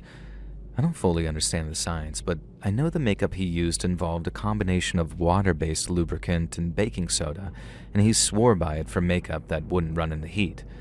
It also meant that the acid, instead of destroying his face, was almost neutralized by the damn grease paint. He did end up with a few small scars, especially around his hairline where the grease paint met the wig. But Len, who is now a lifelong friend, is some kind of genius, I think. He kept his eyes shut, screamed for something to wipe his face with and some water, and he quickly asked me to soak the t-shirt and use that to wipe his face clean, and it really did manage to negate most of the damage Am would have done. Meanwhile, as all of this was going on, James was acting as my hero in another way. Now, I don't want to be one of those wives, but my husband's a bit of a hard nut, especially back then. So, he was beating the absolute living crap out of Am, who, let's not forget, was dressed like a rubbish clown. And at one point, he had Am down on the ground and was genuinely concerned that he was going to end up getting murder charges for curb stomping this guy. I mean, if someone had tried to acid attack him, I'd probably have done the same thing, but, you know. I yelled at him to stop and dragged him away. And thankfully there were so many bystanders and witnesses, including the local bobbies, that James really didn't risk much. Am was comfortably convinced not to press charges in exchange for a bit of leniency in the charges against him being dropped down to something a little less serious. Now, I'm not sure how I feel about that. The guy tried to permanently scar me for breaking up with him nearly 2 years ago. But hey, you take what you can in the legal system, I guess. Now, he did go to prison, and he's probably out now, but thankfully I have a restraining order against him that my lawyer ensures stays renewed and active. And so to Am, I hope you've become a better person, because to me, you'll always be a steaming pile of crap and an insult to clowns everywhere.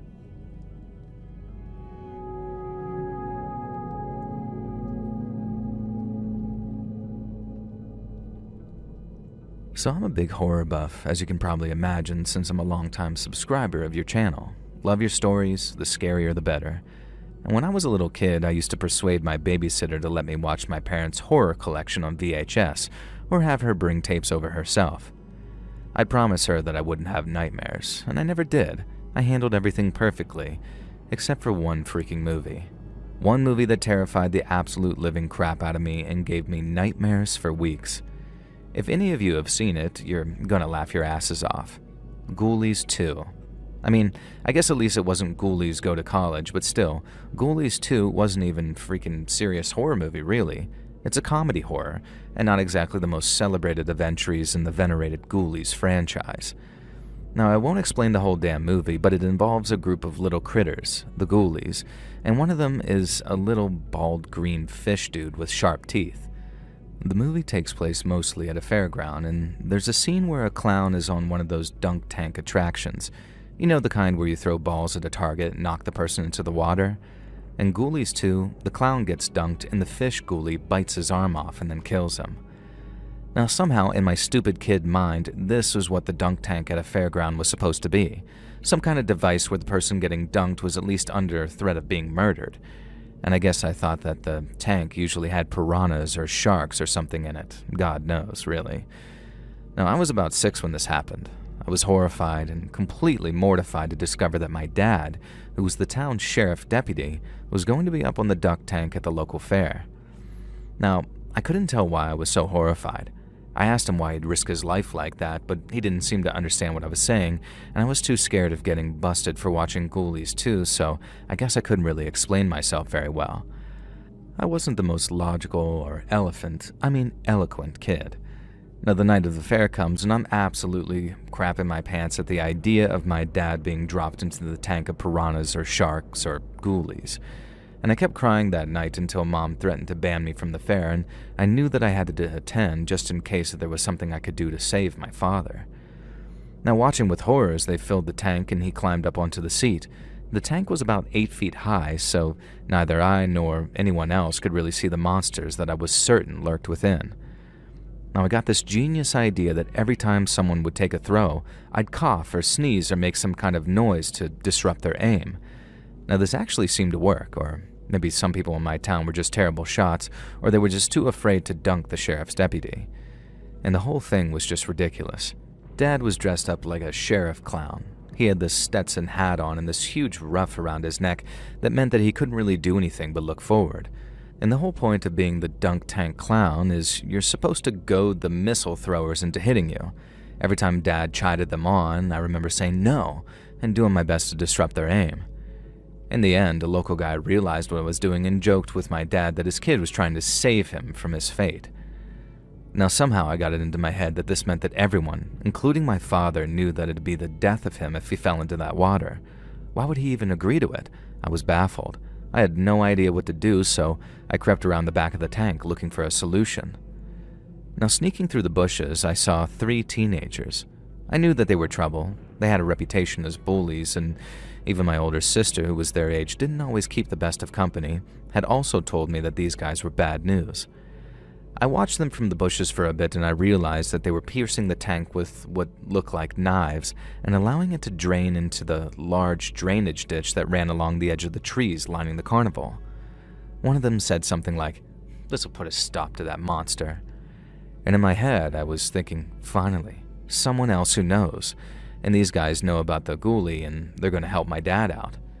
And then one of the teens turned and saw me. He started to look angry, but immediately I assured him that I wouldn't tell and that they were doing a good thing. I think I even thanked them, and this made them laugh a lot and continue hacking away at the back of the tank, letting the water flow out even faster. Now remember, the tank was around 8 feet high, so nobody playing the carnival game could see the water level lowering, and I didn't realize this at the time, but the rough Dad was wearing as a part of his clown costume prevented him from looking properly downward, and thus also noticing the dropping water level. Now the teens told me to keep quiet, and I said, "Don't worry, you've saved my father." And they looked at each other very confused like. I didn't understand at the time, but I ran back around the front to witness what? I'm not really sure.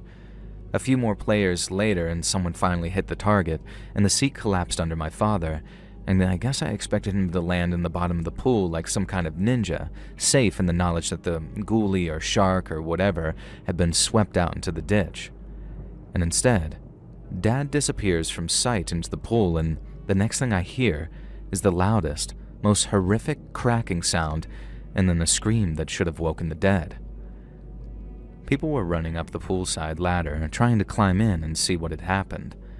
I was jumping, trying to get enough traction in my tiny frame to apparently clear an 8-foot wall, and all I could think was that the ghoulie had gotten him after all, and that we'd been unsuccessful in our attempts at saving him. Of course, what had really happened is that Dad had fallen around 10 feet into a pool that was no longer having water in it.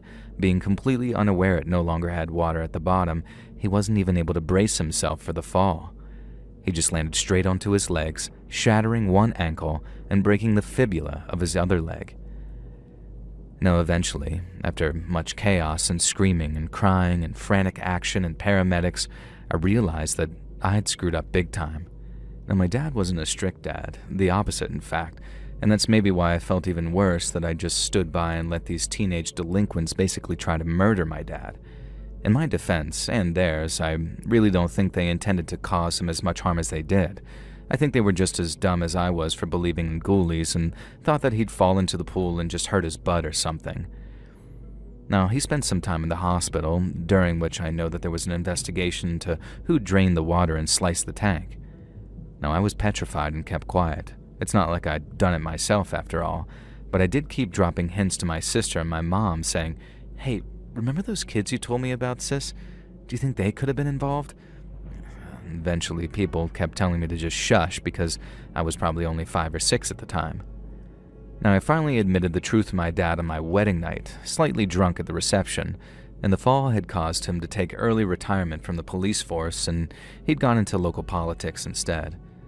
Now, at the time of my wedding, he was sitting pretty as the mayor, and he'd done well for himself, and I confessed everything toward the end of the night. I looked from my dad to my sister to my new wife. Sadly, Mom had passed away some years before and never got to celebrate the big day with us, sadly. And Dad began to absolutely roar with laughter, and so did my sister. As it turns out, they'd caught the kids who'd done the crime after a couple of weeks. They'd admitted to everything and been surprisingly remorseful, and also mentioned how a little kid had been there, talking about goblins or ghouls or something. My mom, dad, and sister had put 2 and 2 together and allowed me to live with my secret because in their eyes, all I was really guilty of was not wanting my dad to be grabbed by the ghoulies.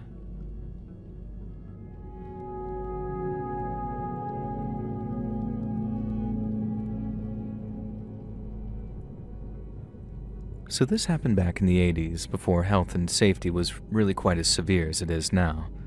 We were just a group of thrill-seeking kids heading to the county fair and excited to ride the most dangerous, unstable, poorly built rides we could find. The more rickety and unsafe it felt, the more we loved it. Weren't a lot of us like that as kids? That was the thrill of the fair, really, wasn't it? The idea that these gruff, greasy men operating the rides genuinely didn't give enough of a crap about you to care whether you lived or died, and that there was every chance that the tilt-a-whirl or bumper cars could go flying off the tracks in some fiery wreck, killing you instantly. I guess that was just part of the fun. Or maybe we were just idiots. We were at a theme park one day, and it had a reputation for being a bit unsafe, and it was in our local area, so of course we hung out there a lot.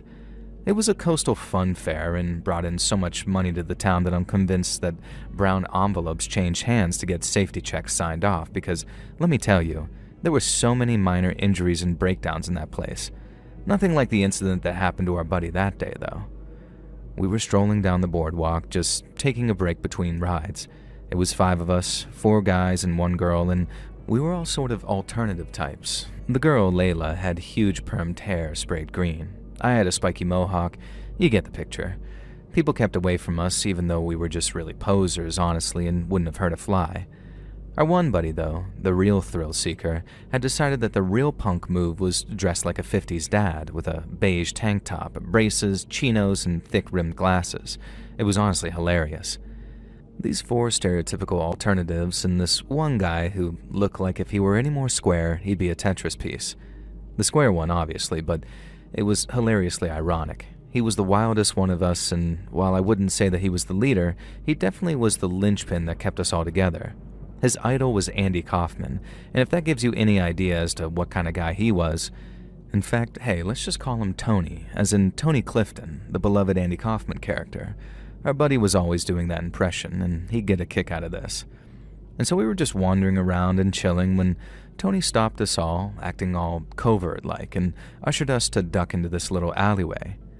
I went to ask him what was up, but he put his finger to his lips theatrically and pointed towards this little shed, where he could hear 2 carnival workers talking.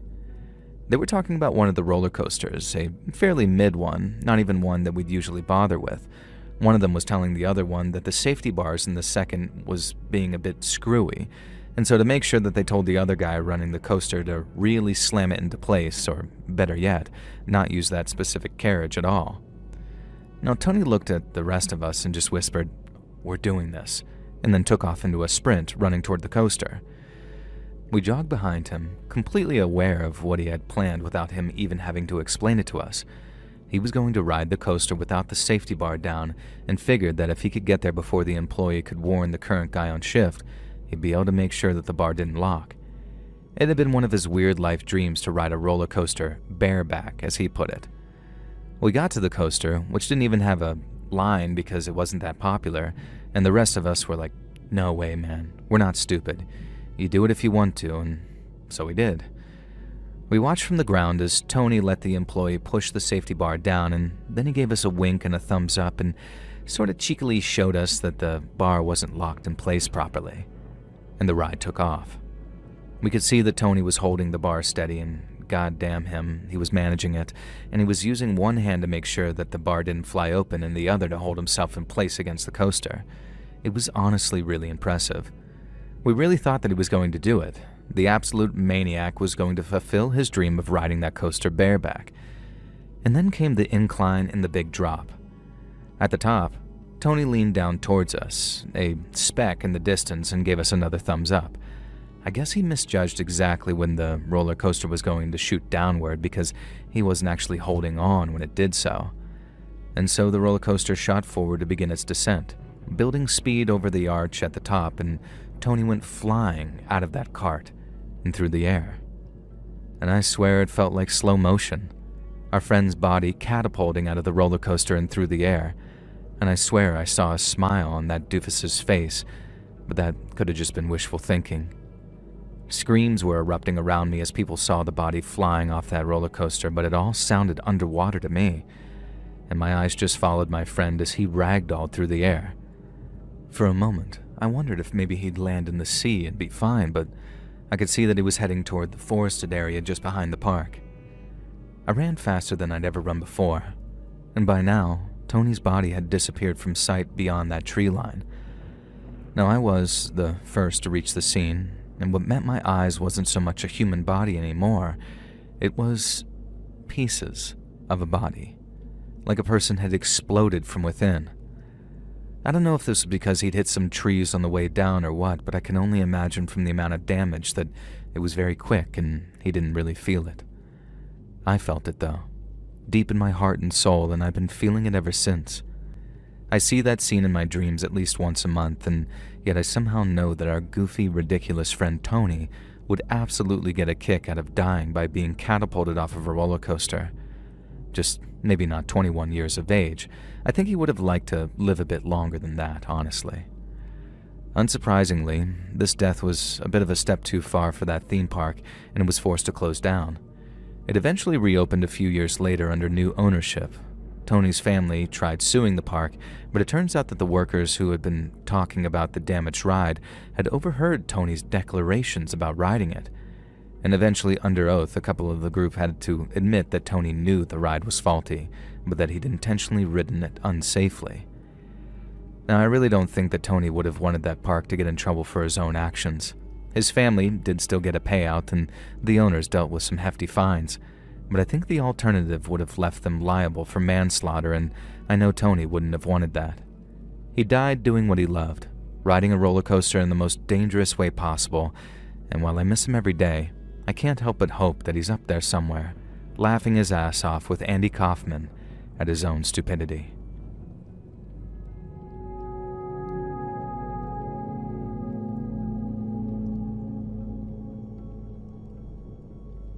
I grew up outside of Phoenix, Arizona.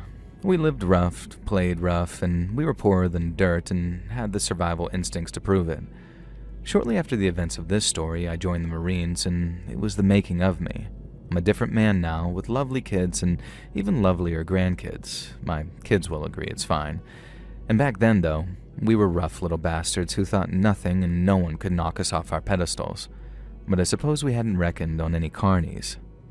Now, I always say, if you ever want to meet men who live harder than you, play rougher than you, and show loyalty to a found family more than you ever will, then you have three options. Join the military, ride with a biker gang, or become a carny. Traveling carnival folk are like nothing else. They will literally kill for each other, and while their code of morals might differ from yours or mine, I respect and understand that. I most certainly did not when the Stanfolk family carnival pitched up in the Poddington's field just outside of our crap-hole little town.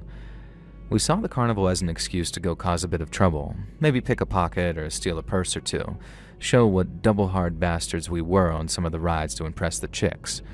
And most importantly, we were absolutely determined to disprove the myth that carnival games were impossible to win. They were rigged, sure, but we were better. We'd clear them out, or so help them God, we'd make sure that they never conned another small town again. Now, this was all before we even went to the carnival, mind you, so we definitely didn't just roll up there that night in my buddy's pickup with the best of attitudes.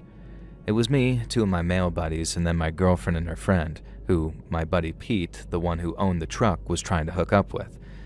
Now, don't think that she was too interested, but that didn't stop him from trying. We tried a couple of rides, but mostly we were determined to look good to the girls and win some carny game prizes, so we got hopped up on churros and soda and headed to the games area. Now, the way it worked there was that there was a prize booth where you could exchange tickets for prizes. Each carnival game let you win tickets, and there were big signs saying win 20 tickets here and get 50 tickets there, so it looked like things were doable. Me and my girlfriend wandered over to the prizes tent first, and she set her eyes on this big, fat, plush octopus. She was absolutely in love with the damn thing. This big, green, chubby dude. Big as a St. Bernard. I can remember it perfectly. And it was only 100 tickets. Holy crap, I thought. That was like 2 or 3 major wins on the carnival games. Now first, I headed to the shooting range, where you had to shoot some moving metal ducks with these BB guns, and each downed duck was worth 1 ticket, and if you got 10, then you got a 10-ticket bonus. Firstly, I'm a good shot. I grew up dirt poor and with nothing to do, so shooting cans with an air rifle was an actual genuine pastime of mine. I spent $3 to get 30 shots, which was a decent amount of money back in the 70s, and I managed to down 10 total ducks. I was pretty furious because I'd missed the first 4 or 5 shots due to the gun being incorrectly calibrated, a well-known carnival game trick. Now I knew this, and it still took me a while to adjust, and eventually, over the next 25 shots, I downed 10 ducks. The game attendant handed me 10 tickets with a wide-eyed look, like I'd somehow broken their all-time record. And then I say, "Hey buddy, I got 10 ducks though, aren't that 20 tickets?" And that's when he pointed out that tiny small print which stated that it had to be 10 ducks in a row and also within an individual clip. So you have to spend $1 and hit every target using the bullets from that dollar. Clearly some absolute BS designed to prevent you from basically ever getting the bonus tickets. Now next was the ring toss, and this was just straight up outright impossible. The rings were too small to fit over the boxes, another famous carny trick, and of course when you accuse them of that, they drop the ring over the box and show that no, it does fit. Yeah, it fits when you're dropping it from above, you person, but it's pretty much impossible to land a single target. The guy even gave me a free ticket for, in his words, sucking worse than anyone else he's ever seen play the game. I knew that he was trying to bait me into spending more or getting violent, but I wasn't having it. Instead, I gathered the boys together and sent them off to try winning these tickets. I could see my girl looking at me like, why am I with this loser? Or at least I felt that way at the time, and I was damn well gonna get those 100 tickets I needed. I had 11, it would be doable. And here's how it went down. My buddy, who was a star baseball pitcher, managed to get a measly 4 tickets from tossing baseballs at cans. The hook-a-duck was even worse, and we got 1 ticket from that. Throwing darts at playing cards, we did well at that, only to be told afterward that the rules stated that you have to hit them in numerical order for them to count. Sure, it was written there, but put it this way, my vision was strong enough that I passed the military entrance exam flawlessly, and there was no way that I could have read that sign. We tried the basketball game for a while, but it was obvious that the hoops were too small for the balls. Why we decided that we could beat the carnies at their own game, I have no idea. And at this point, we had 20 tickets, a fifth of what I needed for that octopus. Now, it was enough for a prize. We could have gotten a little toy Spider-Man or some doll or used the tickets for free rides. But no, I was determined to get my girl that freaking octopus, and I was about to run out of money. I made one last attempt. I persuaded my friend to take my girl elsewhere, and then went crawling to the prize tent and begged them to let me just buy the octopus from them.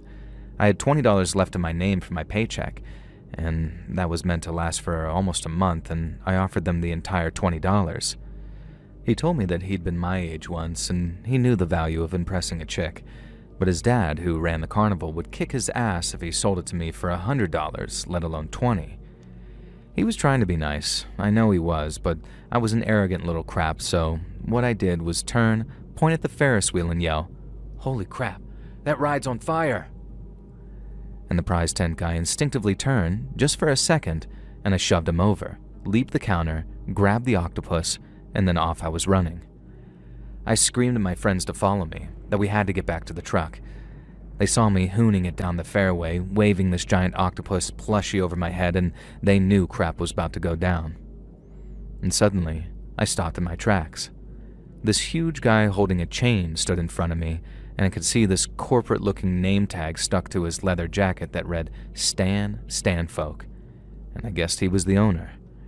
He accused me of trying to take off with his octopus, and I said I wouldn't have this if this carnival games weren't rigged and if they had any honor. And this is how I know carnies do have honor. They just see those of us who play their game as entering into a tacit agreement to be screwed, I guess. I've since talked to other carnies about this, including a couple I met in the service, and I feel like I understand where these guys were coming from a lot more now. I didn't at the time, though. Stan Stanfolk was so incensed at me calling a spade that he told me he and his family were going to chain us up behind their bikes and drag us through our podunk little town until we were begging for our lives. And then chaos broke out behind me. My buddies had taken it upon themselves to start smashing up the rig booths until whatever they could get their hands on, garbage cans, benches, baseball bats from one of the games, all sorts of stuff. Stanfolk and the carnies had no idea who to go after first. As he was momentarily distracted, I shoulder charged him and snatched the chain from him, and then I ran to the offending shooting gallery and slammed the chain down into the counter. All in all, I don't think we did that much damage, but we did enough so that in our minds, we'd caused the carnies who'd been ripping off honest folk a decent hit to their income. And like I say, I see things differently now, and I think it was our own damn fault for willingly playing games that we knew we couldn't win and deciding that we deserved to win anyway. Maybe others will disagree and think that the carnies got what they deserve. All I'm going to add to this is, after I joined the military and had a wage, Stan Folks Traveling Carnival received a small, mysterious donation every month from an unknown source. Now back to the story though, me and the buds floored it. I grabbed my girl and practically carried her to the truck, leaping into the back with her and her friend. Pete got into the driver's seat and our other buddy in the passengers, and we kicked dust and flew out of there. We were not home free though. At least 3 or 4 carnies on motorcycles began chasing us and shouting things we couldn't hear, but they were certainly threats, I would think. And the chase felt like it went on for hours, but it couldn't have been that long. And this is where I made my fatal mistake though. Being a cocky a-hole, I semi-stood up in the back of the bed of the truck and waved the plush octopus at them as if to taunt them. And I freaking lost my hold of the thing, and it flew out of my hands and off into the desert. All that effort, and I lost the goddamn octopus anyways. Eventually, the carnies clearly gave up, knowing they'd come off worse than us if the law got involved. And unsurprisingly, they did report our act of vandalism, and the next day the traveling fair had mysteriously left town. Me and my buddies tried to backtrack over the route that we'd traveled during the chase, but there was no sign of that freaking octopus. The girl that I'd been trying to impress broke up with me that next day. Needless to say, she was not impressed by someone who flew off the handle and smashed up a carnival just to steal her a toy. And last I heard, she'd married someone in software, I guess. Now, like I said, I'm a very different guy now.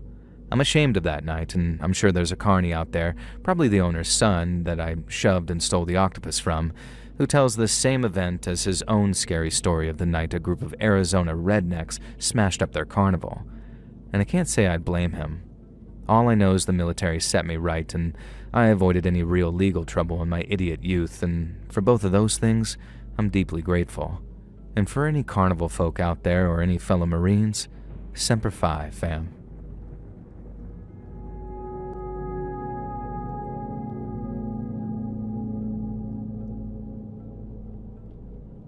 So this happened to my grandma, but she's given me permission to share it with you because I think it's a creepy story people should know. She narrated it to me, so I'm writing her words down, but I wanted to preface this so it makes sense why an 83-year-old woman is sending you a story. I mean, maybe you have a lot of 83-year-old female listeners, but I don't see them in the comments that often, so I assume not. Now anyways, I was a fine young filly in the 1960s. At least that's what the men folk said. So beautiful that I could win prizes, they said. And so I says to them, well, why can't I? Don't we have a state beauty pageant? My folks were against it at first, but as soon as I turned 18, they let me enter. And surprise upon surprise, these men hadn't just been flattering me to get under my petticoats, for which I might add, they would have had my hand in marriage first. I really did have the looks that could win prizes, apparently. I made it to the state finals, and it was an absolute honor, and it was part of the state's grand fair, and this was back in 1967. There were 3 judges, the state governor, the mayor of town in which the finals were being held, and a local businessman who did something with oil. All of these men were perfect gentlemen. I have nothing but nice things to say about how all 3 of these men treated us girls. They made us feel like beauty was something to be proud of, not something tawdry, and honestly, the whole thing was a lot more wholesome and respectful than you hear about in the average beauty pageant. I don't think that I could have seen it through to the state finals if I'd been nothing but a sex object. Now this event is what killed it all for me though, and it was thanks to the most unlikely of sources. There were 5 of us girls, and we were all local winners, so we were all used to the game and all very nice to one another. We were prepping for our first round, which was a catwalk round wearing dresses from a local dressmaker. We were in our drawers when the door burst open and a man stood there. He was a bit on the muscular side, with long hair and I remember a very attractive jawline. He said he was the sheriff's deputy. Us girls, we were all 18, got a bit shy of course and started covering up, and the deputy laughed and told us not to worry. It wasn't anything he hadn't seen before.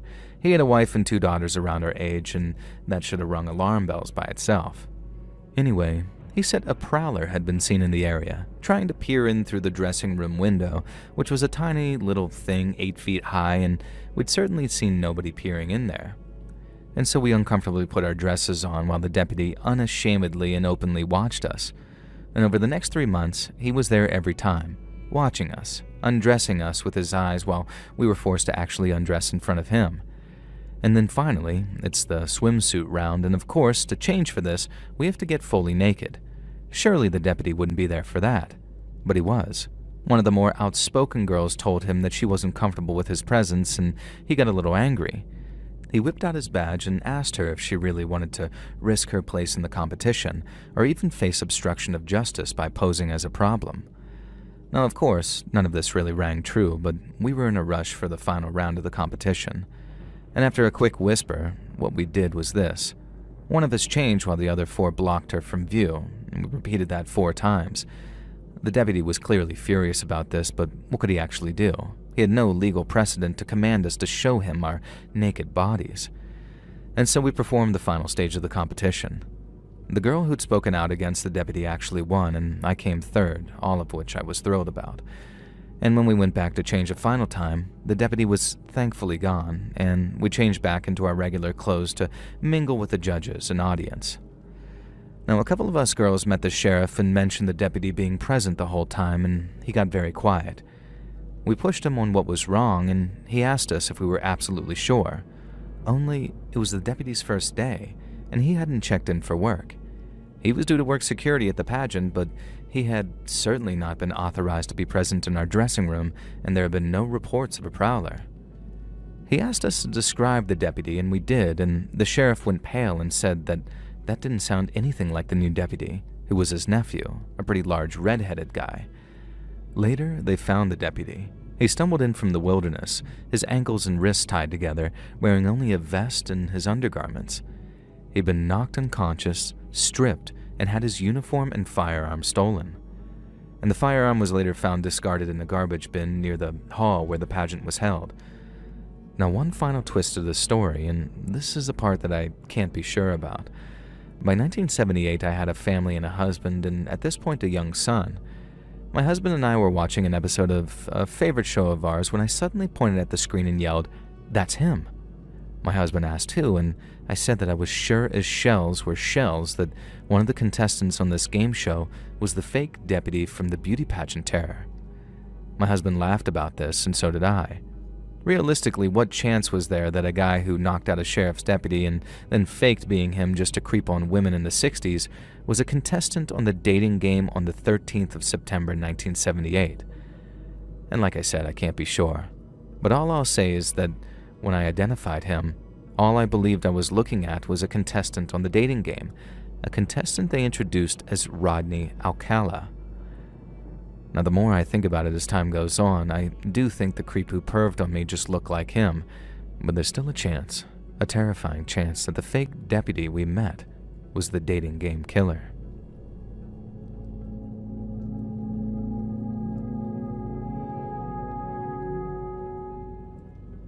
Ave Imperator, Joel.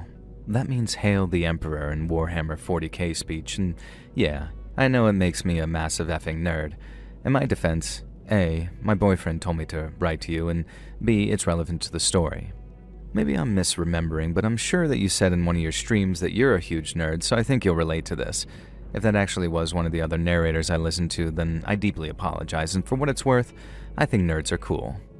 Now, I'm going to call my boyfriend Hank, which is a bit of an in-joke, and when the story happened, we'd only just started dating. We were in college, and I didn't know him all that well, and all I really knew was that he was on the football team, and I kept encountering him when we'd play various pickup basketball games on the college courts in our downtime. We were both decently good at casual basketball, and our first date was actually shooting hoops one-on-one against each other. And then many dates later, let's just say that strip basketball in the middle of the night is a pretty fun partner experience. Now, this came a bit later, though. An earlier basketball experience that we shared was when we went to the state fair with some friends. Hank and I had been dating for around 6 weeks by this point, and one of our buds was seeing one of his girlfriends, so there was a lot of social crossover out of the blue. And it felt like we'd finally really found a solid, friendly bunch of people, all of whom were into sports and physical activities and shared interests. I had no idea that Hank had another side to him, a side that I knew nothing about, a side drenched in blood and dust and rivalries that could spill over into our perfect life. The state fair was always awesome. We always went in the evening and when there were fewer kids running around. The glowing neon lights of the rides and attractions just felt so magical, even as a college kid. The state I went to college in wasn't where I'd grown up. I'd been raised in a much more urban location, so this kind of fair was both a novelty and an extremely exciting treat. And this was the first year that I'd gotten to experience it with Hank and my new friends, so I thought everything was going to be perfect. It was, at first. We went on a really scary roller coaster, which I loved because I got to squeeze up to Hank. And then we went to the Ferris wheel, which bothered me a little because I thought that it would be an excuse for a little makeout time, but Hank seemed distracted by something or someone in one of the other carts on the Ferris wheel. Now, I asked him what was up and what he was looking at, and he said it didn't matter, just that he could have sworn that he recognized a guy, but there was no way that it could have been him. I didn't press him on it because he seemed so serious, and I was still at that stage where you were kind of courting, I guess, so I wanted to impress him and not just piss him off. And so we met back up with our friends, and next we headed into the Hall of Mirrors.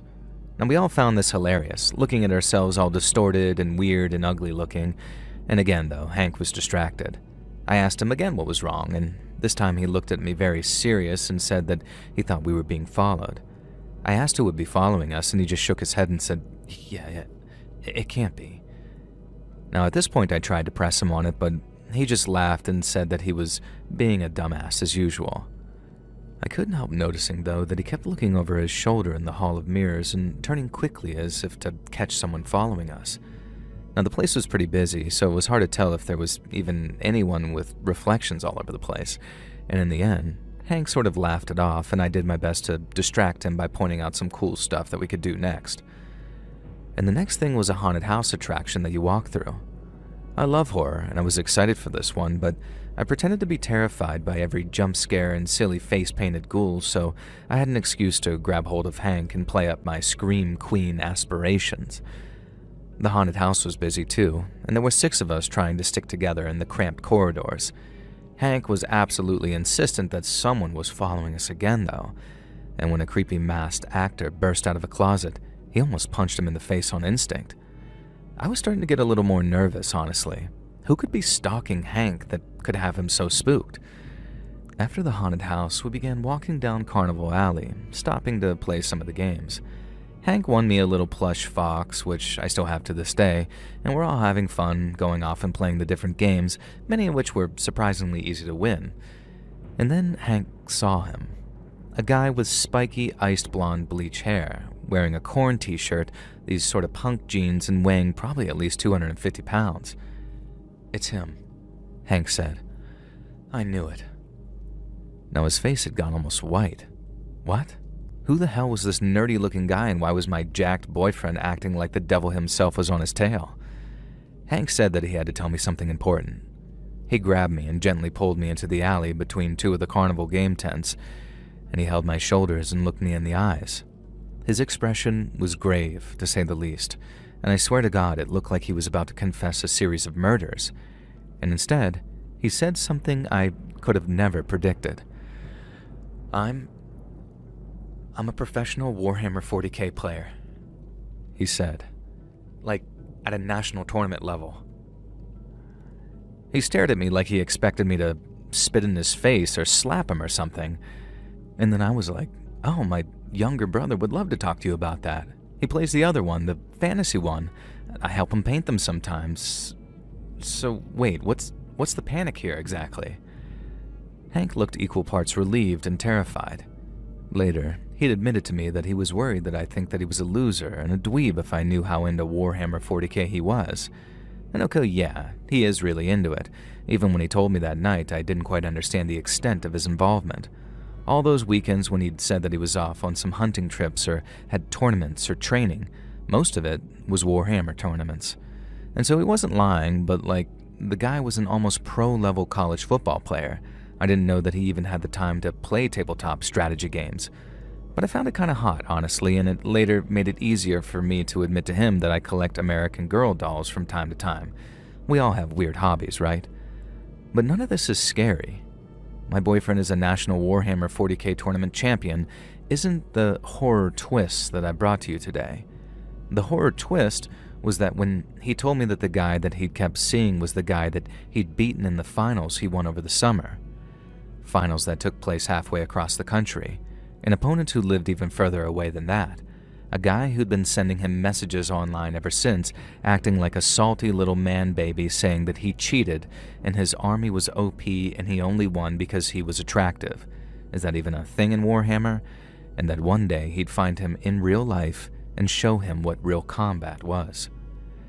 Now, I maybe didn't take this quite as seriously as I should have because I'd seen the guy and I knew my boyfriend, and if it came to it, I was pretty sure that my boyfriend could one-punch this fool into oblivion, and so I proposed an idea. Let's make him even more mad, I thought. Hank was hesitant about this because he's a soft baby sweetheart, and I asked him if he was 100% sure that this guy was the Warhammer opponent, and he said yes. Now I led him by the hand out into the carnival alley and saw the guy. He was glowering at our friends standing by the shooting range, and I walked over with Hank and said, loud enough to be heard, "I can't believe you were worried that I'd think that you were a loser for playing Warhammer. Like this chump, for example, looks like he plays. I bet you could take him down in round 1.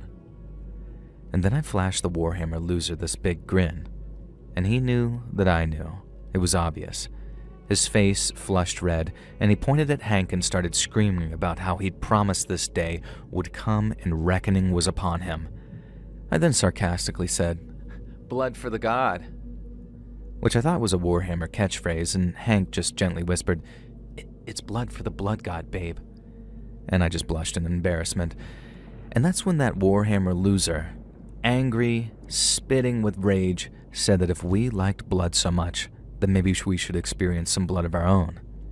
He whirls around, grabbed one of the guns from the shooting gallery, aimed it at Hank, and pulled the trigger. Now, the gun made its usual laser bleep-bloop noise, and I saw the mistake dawn on this Warhammer loser's face as he made it. These were not BB guns or air rifles. They were laser target guns, completely light-based, and he just tried to shoot my boyfriend Hank in full view of an entire group of people, including at least 3 cops with what he believed to be a deadly weapon, but was actually a toy gun. That's still a crime, buddy. Now, we were standing by one of those stalls where you grab a baseball and throw it to knock cans down. Now, I didn't hesitate. I grabbed one of the balls and threw it as hard as I could at that Warhammer loser, and it smashed him square in the face.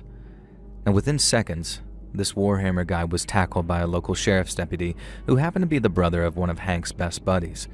And so then, to cut a long story short, this is how things turned out.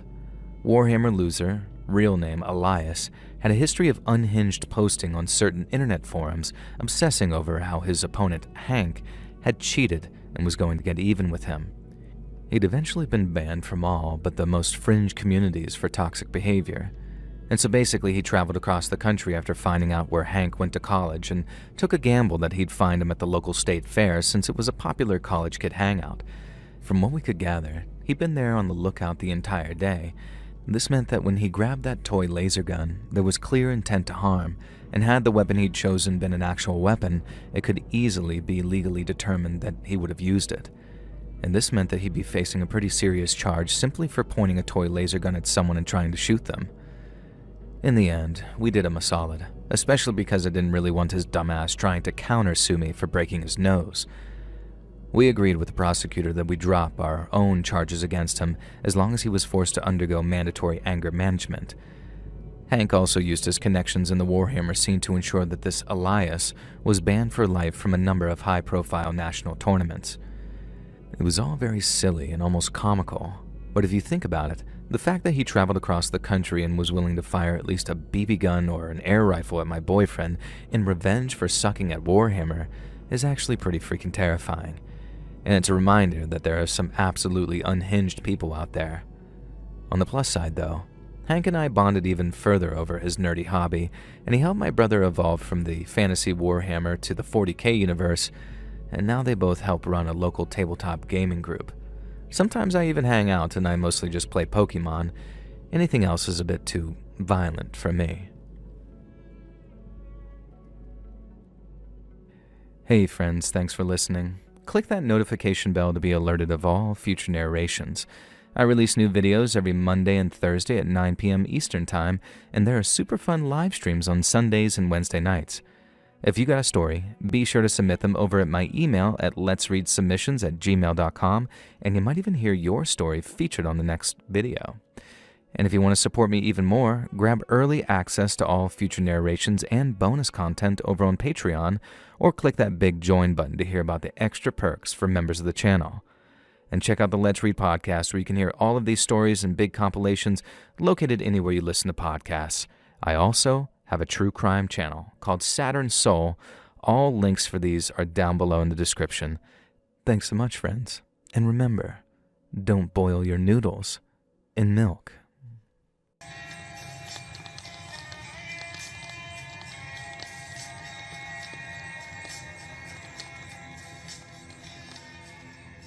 Do you ever find something out that you wish you hadn't? I have, and let me tell you, it ain't pretty. I want to just say first up, even though I know you're not listening, Mom, I don't blame you for telling me this. You did the right thing in telling me, even though I wish that you'd never had to. But good God, I gotta get this off my chest, and I figured sending in a story to the internet anonymously is as good a way as any to do that. And please do keep me anonymous. It all started out around 6 months ago. Well, I guess it started when I was born, but we'll get to that. My mom, God love her, was diagnosed with breast cancer a couple of years ago. She's doing good at the moment, it's in remission, but it led her to think about mortality a lot lately. And I guess word of her diagnosis also go back to my birth father, who I haven't seen since I was 13 months old. And so I get this Facebook message from a profile I'm not friends with, but I know who it is immediately. It was my biological dad, or at least someone pretending to be him. I can recognize him from the name, even though I never took his last name, and from the handful of photos I've seen of him. Now curious, I accepted the message request, even though all Mom would ever say about him was that he was a bad POS and there was no chance that I'd hear from him ever again. Well, I guess she got that wrong, because there I was talking to my dad on Facebook. He was asking about Mom, said that he'd heard about her diagnosis, only 18 months late. Good one, Dad. Now, he made some noise suggesting that he was genuinely interested in her health, although I could tell that he wasn't. And then he got to the real purpose of messaging me. Did I want to resume contact with him, maybe? Perhaps get to know him? Well, at this point, I still didn't exactly know why he was a POS, as she said, just that he supposedly was, and so I told him that I'd need to think about it. I figured if he was genuine, he'd be fine with it. He was, sort of. He said that was okay, and then added, but don't take too long. I think he was trying to imply that he had some health scare going on. And the whole way he talked, it was like those people who love implying mystery and drama and want you to ask about it rather than coming out and saying it. I could already tell that my biological dad was not someone that I would get along well with. I just needed a good reason to tell him no. Naturally, the first person I told that bio-dad had reached out to me was my mom, and the look of horror on her face said it all. At first, all she said is, no, no, no, no, no, do not talk to that man. But then I told her, as gently as I could, that I needed more. It wasn't that I didn't trust her, not at all, but after all these years, I'd really like to have a reason to tell the man whose DNA I shared to just go kick sand. Mom looked like she was about to argue, and then she kind of deflated and said that, yeah, she guessed that I did have every right to know. And it's not like I was a little boy now. I was a grown man who was about to start a family of his own, and it was probably for the best if I knew why my biological father was just a piece of crap. And so the short version, he was going to kill me when I was just a year old. Now the slightly longer version, because that's not very satisfying, my bio-dad was a player. He slept around and never intended to settle down. Mom was young when she hooked up with him, and in her words, it was foolish and naive, and bio-dad, being the kind of man that he was, didn't use protection and relied on Mom to take the morning after pill. She did, but it didn't work, and thus, I was conceived. My biological father swore that he'd do right by her, and before I was born, they were married. And at first, things seemed like they were gonna go just fine. Dad seemed to settle down as a person, and I was born a healthy baby boy, exactly 7 pounds, and an easy delivery. It took 6 months for Dad to go back to his old ways. According to him, he just couldn't help it. He needed more than one woman, but he still wanted to stay married to Mom and be a father to me. She just kinda had to compromise, by letting him be the free spirit he was born to be, I suppose. No, obviously, she said no, and after a few months of Biodad giving monogamy a half-assed try, Mom caught him with another woman yet again and threw him out. The next part, she wouldn't really tell me the details, only that she was forced to stay with her brothers after discovering that Dad had a plan in place to kidnap and kill me as revenge for being thrown out. Supposedly his plan was foolproof, and he'd never even be suspected of the crime. But considering Mom somehow found out, then I imagine he would have been busted within minutes. It scared Mom enough, though, that she took me and hid out with her brothers, who apparently would have beaten him within an inch of his life if he'd come even close to me, and I'm very glad that he never did. As an epilogue, I blocked him on Facebook that same day, and I've never heard from him again.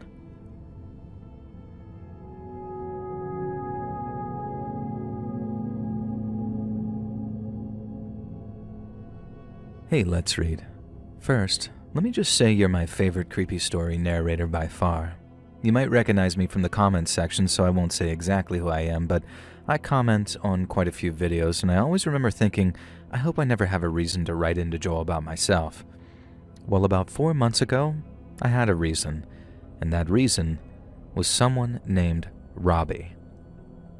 I work as a barista at a big chain coffee shop, and I've been with the company for a few years, but only started working at the store that I'm at now around 6 months ago. And that's when I met Robbie. Robbie was kind of a stereotype, really, and the type of dude who might make you roll your eyes a bit. He was quite vocally feminist, claimed to dabble with communism, and had a trust fund but worked as a barista to keep himself busy, quote-unquote. However, he was also very flamboyantly campy, and he pulled off the stereotype with a wink and a smile that couldn't help but make you laugh along with him.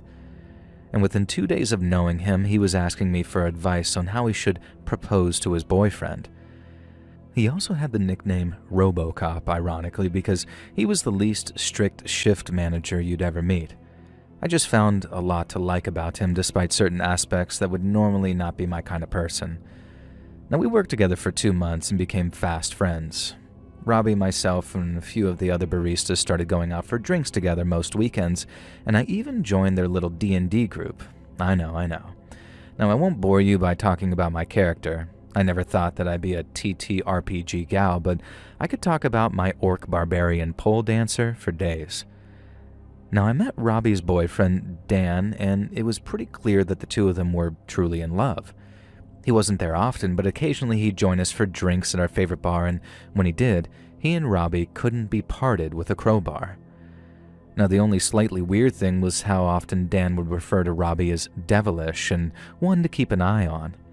Apparently, Robbie would sweep you off your feet in a heartbeat, although I didn't think that I had anything to worry about with, having girl parts and whatnot, and Robbie being very much into the other type.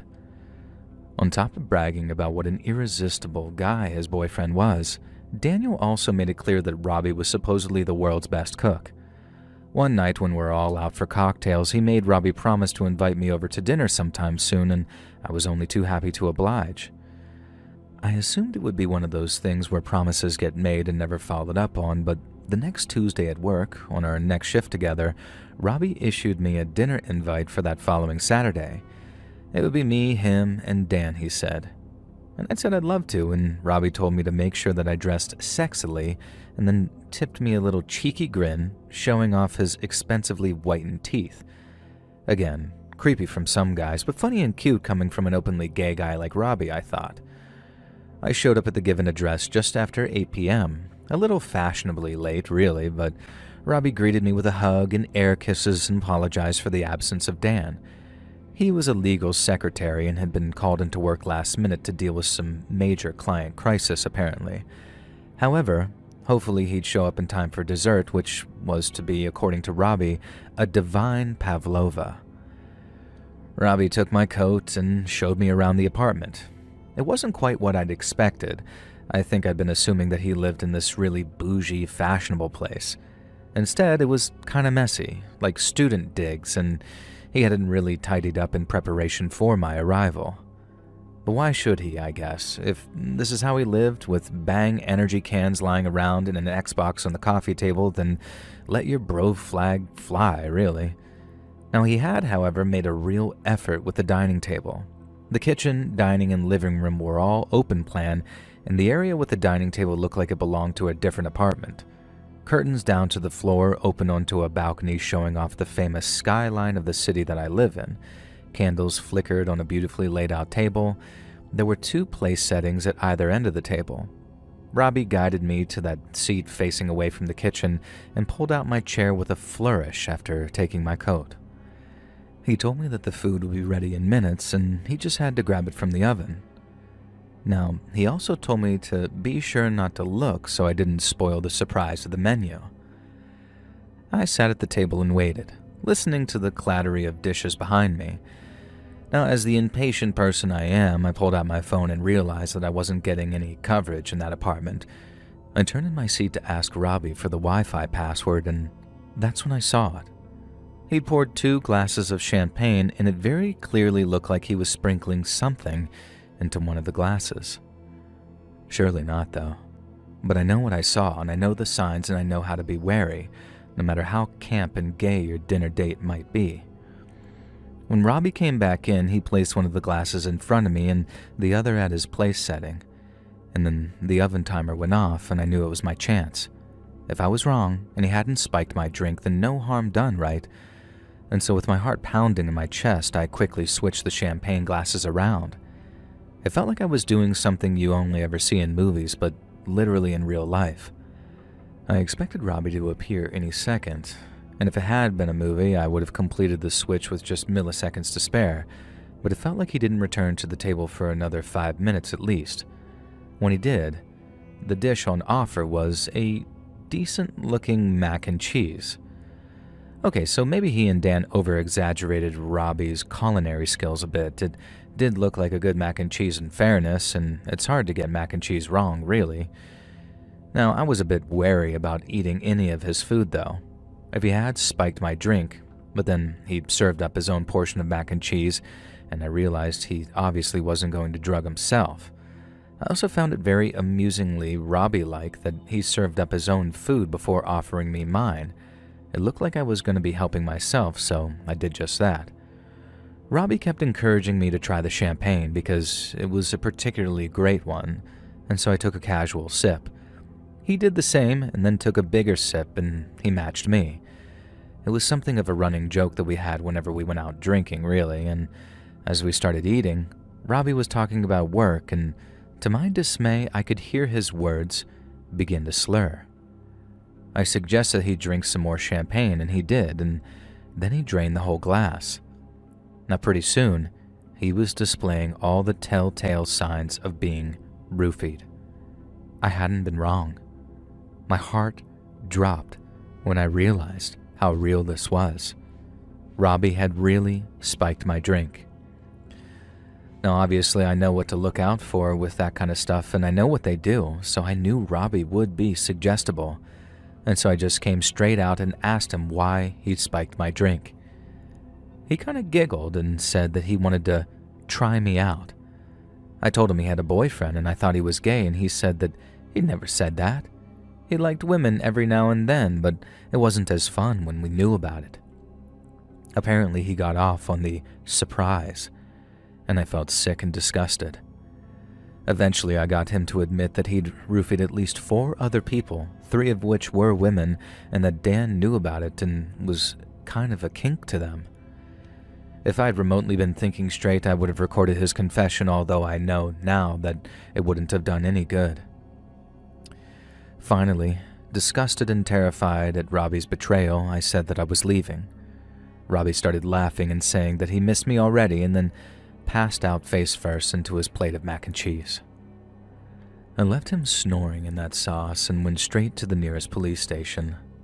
When I got done telling the officer everything that happened, I didn't exactly get the answer I wanted to hear.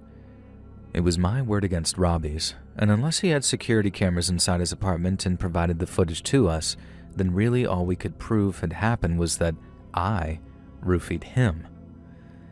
The cop, who was clearly sympathetic and felt bad for me, suggested that it was probably in my best interest not to pursue any charges, given how things had played out. Unfortunately, I didn't have the names of any of the other people Robbie admitted to roofing, and really all I could do was hope to hell that this experience had scared him out of trying it again. Now, I'm not entirely sure what he did learn from the experience, though, because I never saw or heard from him again. He just didn't show up to work for the next week. He didn't call in sick or quit. He just pulled a complete vanishing act, and when the other managers tried to call him, his number was no longer in service. I tried to track Dan down, but there was no luck there either. Nobody had seen him at the bar that we hung out at, and apparently he'd never worked at that law firm Robbie had claimed. It was all just completely weird, a very frustrating mystery, and ultimately I'm glad that Robbie is now out of my life, and I have my own theories about why he and Dan both disappeared. I can only hope one of my theories is right, because it would mean Robbie's no longer a danger to anyone. It's deeply frustrating knowing that a potential criminal like that can be out there, but then I have to remind myself that he's just one of many. My heart breaks for his alleged past victims, and while I wish there was more I could do, I'm just very lucky that Robbie's betrayal didn't lead to a far worse outcome for me.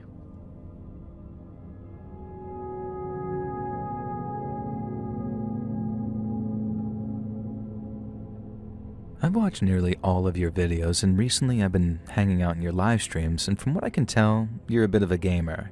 And if I recall, you're big into first-person shooters and Fortnite. Now please forgive me if I've gotten that wrong. But the point is, I'm sure you're familiar with and have probably played Halo Combat Evolved. I played through the first game with my friend Kieran when we were just little kids. I was lucky enough to get an Xbox at launch, and then when Halo 2 came out, we played it together in co-op as well. And Halo 3, same story, ODST, co-op with Kieran. Halo Reach, you better believe we played it. And then Halo 4 came out, and it was the start of our senior year. At the beginning of November, I remember it quite well. I'd been dating a girl at the time for about over a year at this point, and tragically her grandmother passed on the weekend of November 3rd.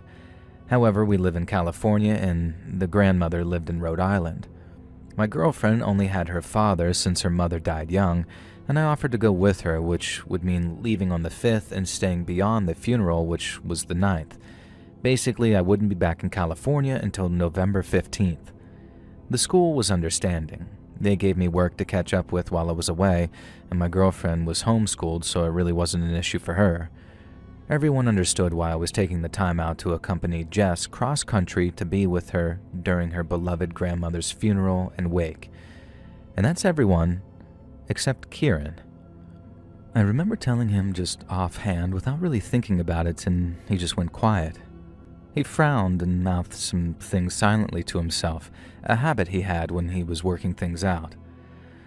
And then he was all, "What about Halo 4? Now, I was a bit taken aback. I said it was fine, we could just play it when I got back, but Kieran was persistent. We played all the other games in co-op at launch. How could we break the streak with 4? I tried pointing out to him that I didn't really have a choice. I explained that my girlfriend's beloved grandmother had literally died and she needed someone with her for the following events. Now, at first I thought Kieran was joking because of how mad he got. But no, he was serious. He was genuinely accusing me of putting Jess before our friendship. And he even used the phrase bros before hoes at one point. And no matter how much I tried to explain to him that this was just a video game and the death of a loved one was a little more important, he wasn't having any of it. Now, it ended with him throwing my Xbox 360 pad to the floor and breaking it into pieces and then storming out of my house. I was taken aback. I tried calling and texting him in the 2 weeks before we left for Rhode Island, but he either left me on read or hung up on me. Now, I have no choice but to try and put Kieran to the back of my mind and spend all my time emotionally supporting Jess. It was a beautiful service, and Jess had a huge family. They were all welcoming and made me feel like one of them, and I soon forgot about my lunatic friend, and by the end of the trip, I felt like I'd genuinely known Grandma and genuinely felt a sense of emotion for her. I'd left my car in Jess's driveway, so when we finally returned home, we all said our goodbyes. Exhausted, emotional, and even more convinced that Jess was the one, I drove home. Immediately, I could see something was wrong. The front window was smashed in, and the door was covered in a certain piece of phallic graffiti. Inside, the place had been trashed. Just everything had been broken. The TV, my Xbox, my PlayStation 3. Someone had taken a knife to the couch and cut it into pieces. Most of the rest of the room were untouched, and then I went into my bedroom. All my posters had been slashed up. My smaller TV was smashed into the floor, but the worst was the bed. It was covered in both urine and feces and had clearly been that way for a few days. Thankfully, my parents' room was locked. They were away for an extended period of time on some cruise, hence why the house was free to be vandalized. I guess none of the neighbors, who were mostly probably junkies honestly, had thought to alert us or call the cops when they'd seen the broken window or the graffiti junk. I called the cops and then immediately started asking around the neighborhood. Nobody had seen anything, and then finally, I hit upon a stroke of luck. My elderly neighbor across the street had a security camera. Now this was 2012, so they were hardly sophisticated back then, but I was able to see the footage and there was no way of identifying the guy breaking in. He wore a mask and a hoodie. But I knew. I knew the walk, their gait, the slight limp from a skateboard accident, the nervous way he'd dart around. It was obviously my friend Kieran. I told the cops my theory, and of course Kieran had some alibi. Surprisingly, he had other friends, and they claimed that he was with them that night. But I knew it was him. We never spoke again, and Jess and I eventually got married and are still happily together today, so I guess it was all worth it. But ultimately, my friend since elementary school was enough of a terrifying psycho to destroy my entire living room, piss all over my bed, and worse, because I couldn't play Halo with him on launch day. Thankfully, my family had home insurance and a lot of costs were covered, but I still had to pay a bunch of money out that I couldn't afford. I stick to single-player games these days or couch co-op with Jess. I think it's easier to understand why. Anytime any of my online buddies ask if I want to game with them, I just tell them that I'm not really into video games, and I never played Halo since.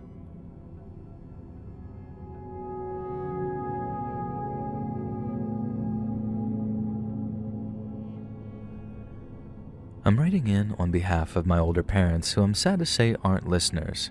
They're more of the crime shows on TV type, I'm afraid, and don't really listen to YouTuber channels.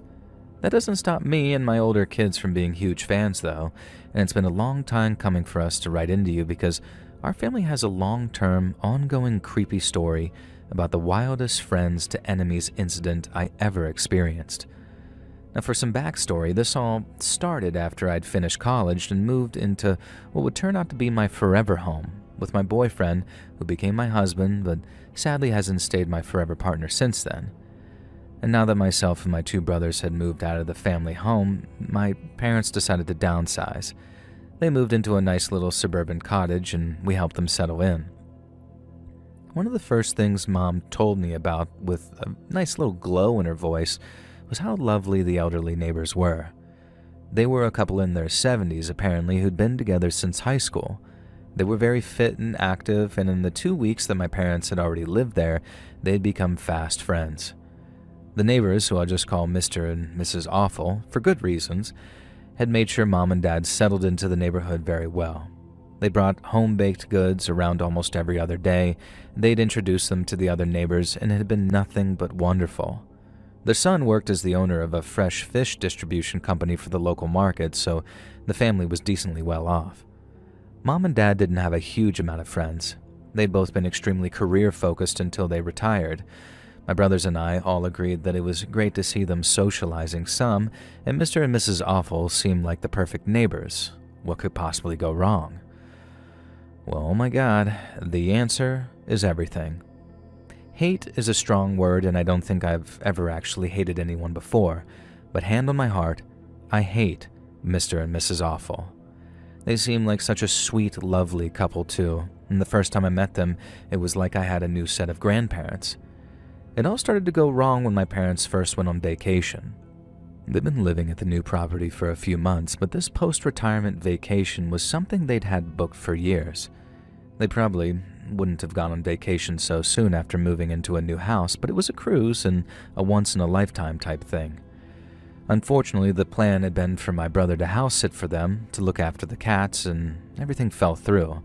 I forget exactly why, something to do with him getting sudden contract work, but it resulted in my parents scrambling trying to find someone to feed the cats during the 2 weeks they were away. I suggested that they ask the Awfuls, and of course, Mom loved that idea. The Awfuls were only too happy to agree to it. They loved our cats, they said, and Mom was pretty stressed out because they're both indoor cats, and she was worried that the Awfuls wouldn't really grasp that. They seemed perfectly understanding of the concept of indoor cats, though, and in fact, they had an old cat until recently who'd lived entirely indoors. They'd make sure that the cats didn't get out and would spend a few hours a day with them even, which was perfect.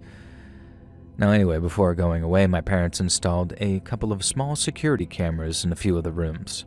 They weren't going to, but I kind of convinced them. They were worried that it felt like a betrayal to the Awfuls, but I convinced them that it's better to be safe than sorry. And besides, what if someone broke in or the cats did something insane? It's just better to install them and have them hidden but plugged in and connected to a laptop upstairs to record any movement. So my parents get back from vacation, and the cats seemed excited to see them, and so did the Awfuls. Everything seemed like it had gone so perfect, in fact, that my folks didn't even think about checking the security camera footage for a week or so. And in fact, I was the one who checked it when I dropped by for our regular Sunday lunch with the kids and then husband. While the rest of my family were playing some complicated board game that I hated, I decided to go upstairs and just check the laptop to see if my setup had actually worked. But what I saw had left me speechless. The cameras weren't great quality or anything, and they only seemed to start recording occasionally. But what I saw across a few different cameras left me shocked. The Awfuls happily and recklessly just went digging through my parents' things. Talk about nosy. They went through drawers and cupboards, and some days they didn't even show up to feed the cats, and when they did, they were weirdly mean to them, kicking out at them and pushing them away constantly. And at one point, one of the cats escaped. Mr. Awful went running outside after her and came back in with the animal under his arm 5 minutes later. He violently threw her across the room. Thankfully, she jumped onto the couch and landed safely, and I could see him saying something angrily, and the cameras didn't have audio, sadly. I showed all of this to my parents, and they loved their cats as much as they loved their kids. They went storming over to the Awfuls, hammered on their door, and then waited for an answer. When it was answered, my dad just said that they'd watched security footage from their cat-sitting week, and that they'd appreciate it if the couple never spoke to or acknowledged them again. If we could leave it there, it would end there. And the elderly Mr. Awful replied with something like, "Your wife was always a C-word." Anyway, and slammed the door. We assumed that was it, and it was, for at least a month. And during that time, against my advice, my parents removed the security cameras because they were unsettling. And I strongly suggested that this was a bad idea given that the Awfuls could retaliate, but they're boomers, what do you expect? It really was unfortunate because one day my parents went out for a day trip with a local community center. When they came home, a side window had been slid open. Mom swears that she locked it but can't be sure, and the house itself seemed untouched. No robbery, no vandalism, but it certainly wasn't untouched. No. The house itself absolutely stank like hell itself. I've never smelled anything like it. And at first I prayed that the Awfuls had thrown a load of stink bombs or something around, expired ones based on the smell. But it was worse than that. Every single toilet in the house was filled, and I mean filled, with the most disgusting bowel evacuation you could imagine. None of it was solid, and let me stress here that this was 3 different toilets. Either the culprit had the biggest, most rotten guts of all time, or they'd been saving the produce for this exact moment. But it was strange. They could have thrown it around the house. They could have absolutely destroyed my parents' property with poo, but instead they just filled the toilets with it. Well, it was disgusting, vile really, and it took hours to even begin to get rid of the smell. But we did get rid of the stuff itself by simply flushing the toilets. It just seemed like we were missing something, and looking back now, I can't help but feel that there was an evil genius behind the plan the offals cooked up.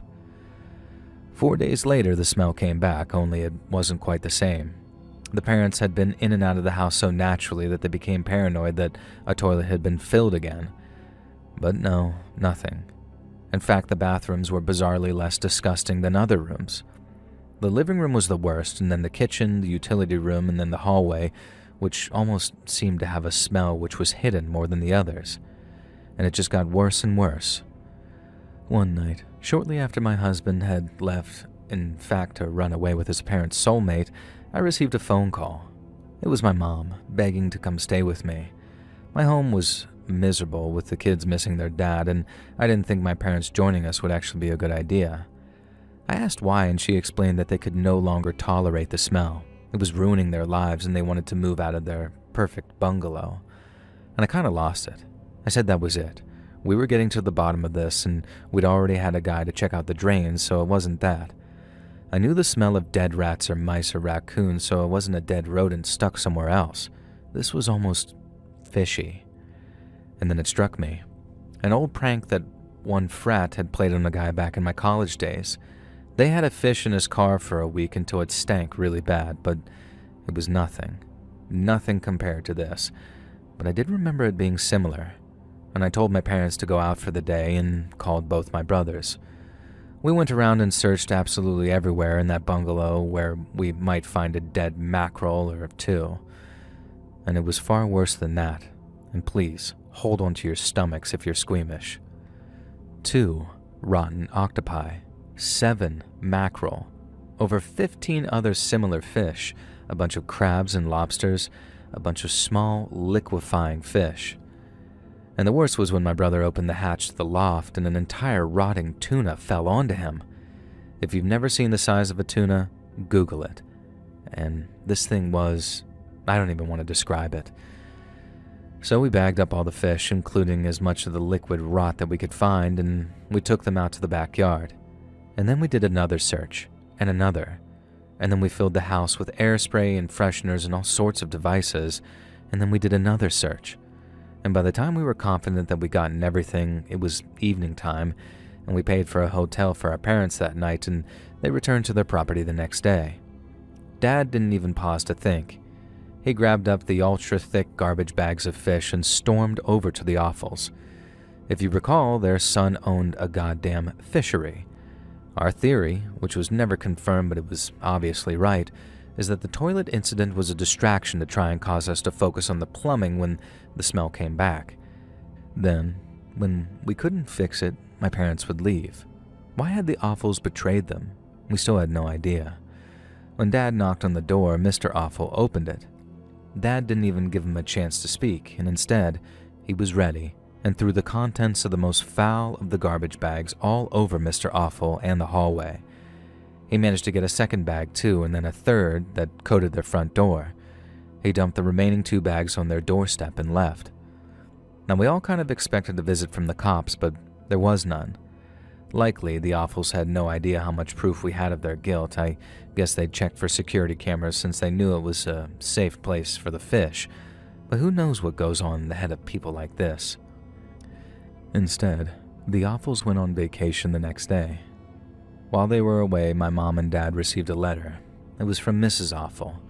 I don't have the letter on hand, but I can remember the majority of the insane woman's ramblings. Dear, my mom's name. If you're wondering why it might appear as if we betrayed you, then perhaps ask yourself if you betrayed us first. We've invited you over to dinner so many times, and not once have you commented on any of the new ornaments or home decor we've bought since you first visited. It's rude, ignorant, and insulting. We gave you a small taste of what you made us feel, and then some other ramblings. Now, if you think this story is bizarre, the ending is even more crazy. While the Offals were on vacation, we saw on the local news that a certain fishery had been raided, both for tax fraud and for smuggling cocaine inside shipments of cod. Apparently, the owner's elderly parents, who had owned the business before them, had also been involved in said racket and continued to be involved. And so we didn't even have to go to the cops with that lunatic letter. We didn't have to say a word, we just sat back and watched as their own actions ruined their own lives. I cannot get my head around the reason why career criminals and drug smugglers engaged in such insanely ludicrous revenge. My only theory is, watching the son on television, he seemed like an adult frat boy, and I'm pretty sure all the ideas came from him and his parents went along with them. I've never met a more insane family in my life, and I hope I never do, but I do hope they're having fun in prison, and I really hope they're forced to eat seafood every day, forever.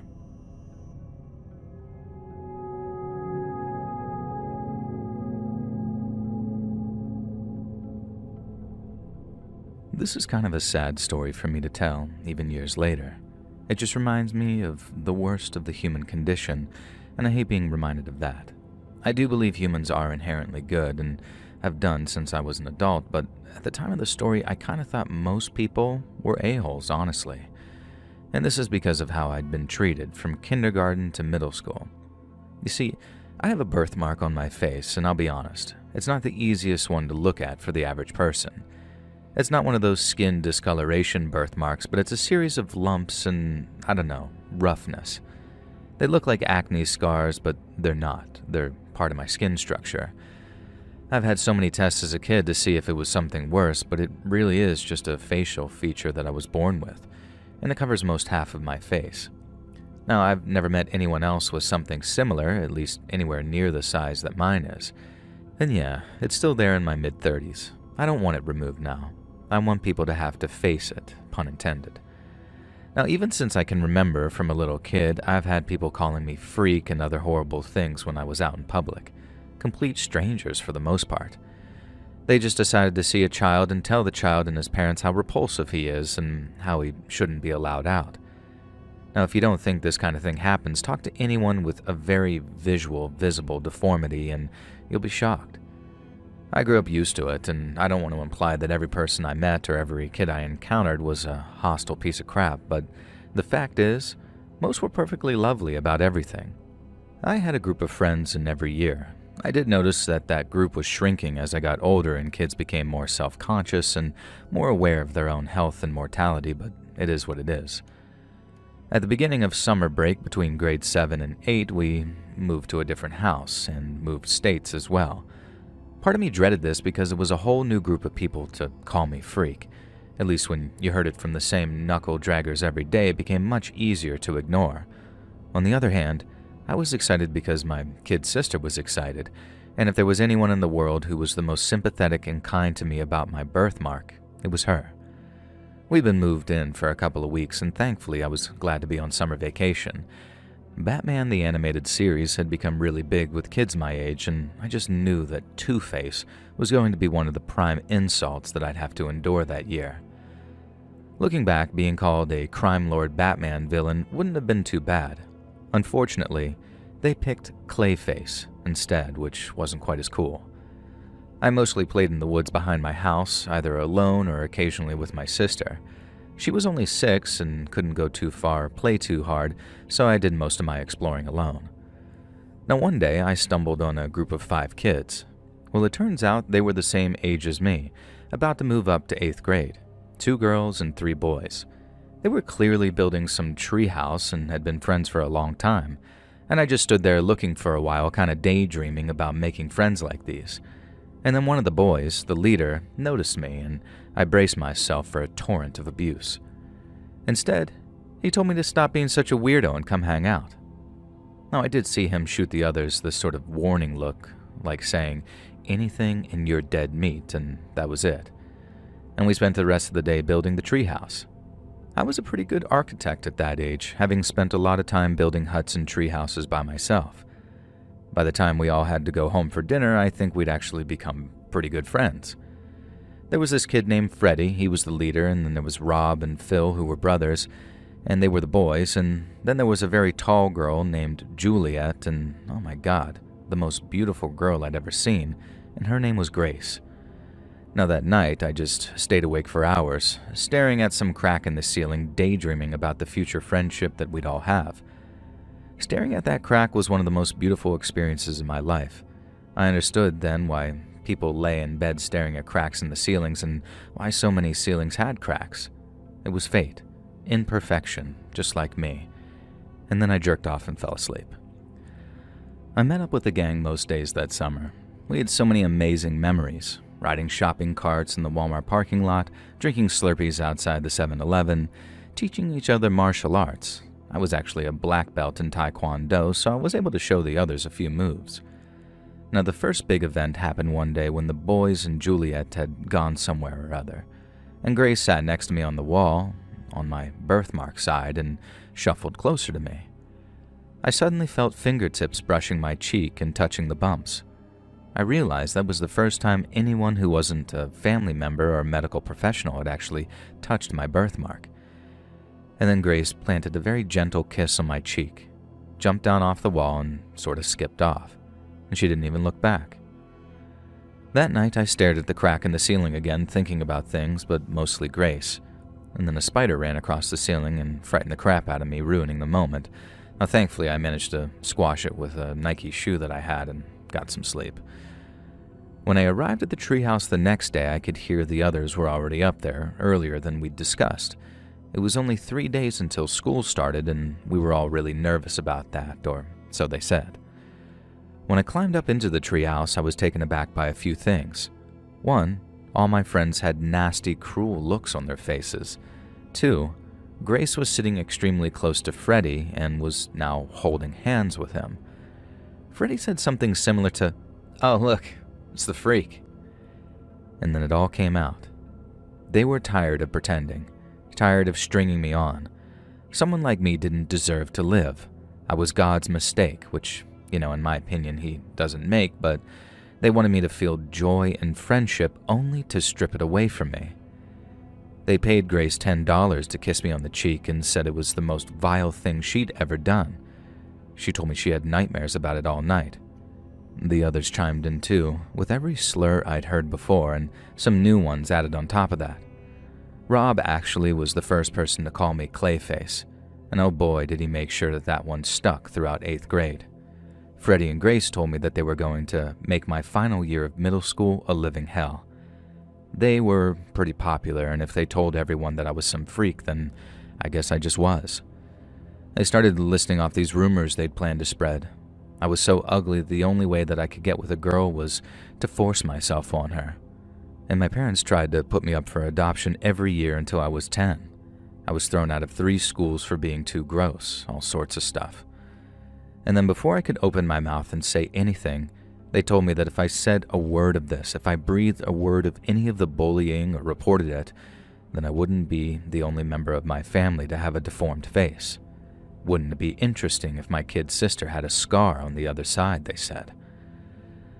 I said nothing, and instead they commanded me down from the treehouse, made me strip down to my boxers, and tied me to a nearby tree. And then they left. I didn't say a word. Nothing. I didn't even call out for help because I genuinely wanted to just stay there and die. It took over 18 hours and a literal search party to find me. I just said some older guys had done it, some high school or college age, and I never once ratted on my fake friends or the 99% of that 8th grade who followed them in bullying me. I didn't have a much better time in high school. Now, college was better. People were less rude, but my self-hatred grew. And one day, in the dorm room kitchen, I tried to set the birthmark side of my face on fire because at least a burn scar might draw some sympathy. A very kind roommate doused the flames almost immediately. And now, not to be crass, but I make a ridiculous amount of money giving talks on disability and deformity, and I haven't kept track on most of the bullies in my life, but I did keep an eye on Freddie, Rob, Phil, Juliet, and Grace. And the following events happened over the last 30 years. I don't want to say that I believe in karma, but make of this what you will. Freddie eventually became a heroin addict and had to have his arm amputated at the elbow. Rob and Phil were in a car accident. Rob developed a severe permanent limp, and Phil lost an eyeball. Juliet was thrown off her horse as an instructor and actually broke her spine, and she's confined to a wheelchair for life. Nothing ever happened to Grace, though, and I wonder if anything will. I didn't want any of this to happen to any of them, but I can't help finding it interesting that 4 out of the 5 of those people now have permanent disfigurements. Every night I pray to God that it's just some coincidence, that karma isn't real, and that Grace will be saved from any retribution. I forgive everyone who's ever treated me this way, and I still do. Otherwise, the alternative is too scary to think about. I don't think that I'd be Clayface. I don't think that I'd even be Two-Face. Honestly, if it ever came down to it, I'd probably be the Punisher.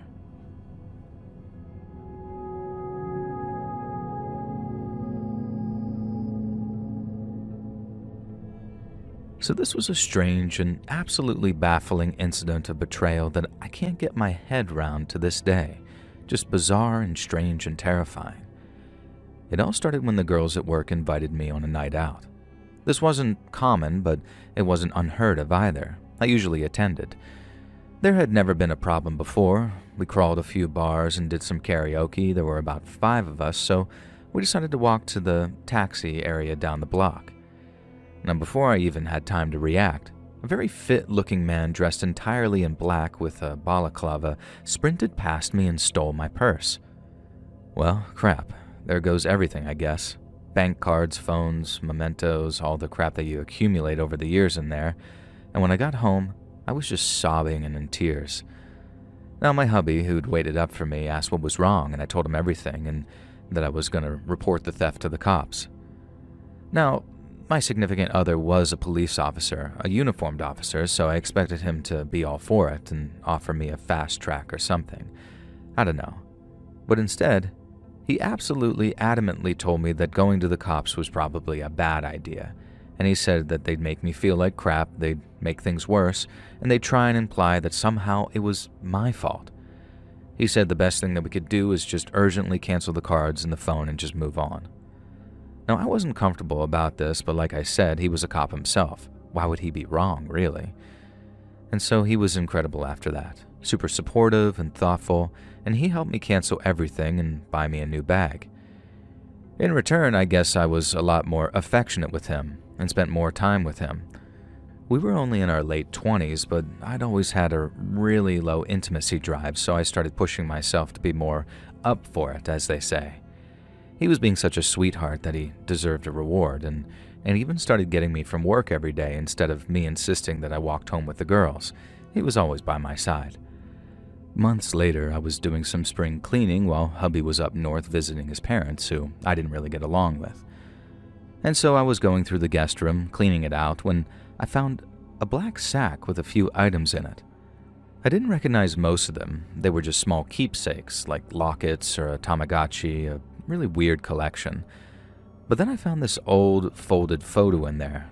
A photo of me and my deceased mom on vacation in Florida when I was 15. A photo that had been in my purse when it was snatched because I kept it sealed in a side compartment there. A photo my husband could only have if he had been the purse snatcher. Now, as soon as he got home, I confronted him.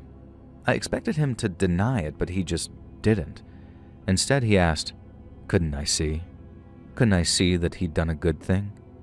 We were much closer now, emotionally and physically. Our relationship was better. Yeah, thanks to a violent, deceptive betrayal, I thought. And then I asked him about the other items. Now, he stuttered for a moment and then claimed that he had to practice bag snatching a few times to make sure that he got mine right. Sure, buddy. And you had to practice keeping those keepsakes, too. I think he snatched more bags after mine and got a taste for it. He told me if I reported him to the cops, he would do some terrible things. Maybe I did the wrong thing here, but I just wanted away from him. I told him that I wouldn't report him to the cops if he agreed to a divorce and promised never to come looking for me. He told me that without me, he might still do some terrible things, maybe to himself, and I said that was up to him. And he collapsed onto the couch and agreed to the divorce. Once the pleasantly simple legal issues were dealt with, I never saw that freak again. I don't know if I did the right thing by not reporting him, but I am convinced that that scared him straight, and I hope I'm right. To my ex-husband, you betrayed me in a way that I can never fully grasp and never forgive. And I hope that keeps you up at night, every night, and that you never find love again. Not that I'm vindictive or anything, but maybe don't have a long relationship and marry me and then mug me in the middle of the night. Then we don't have a problem.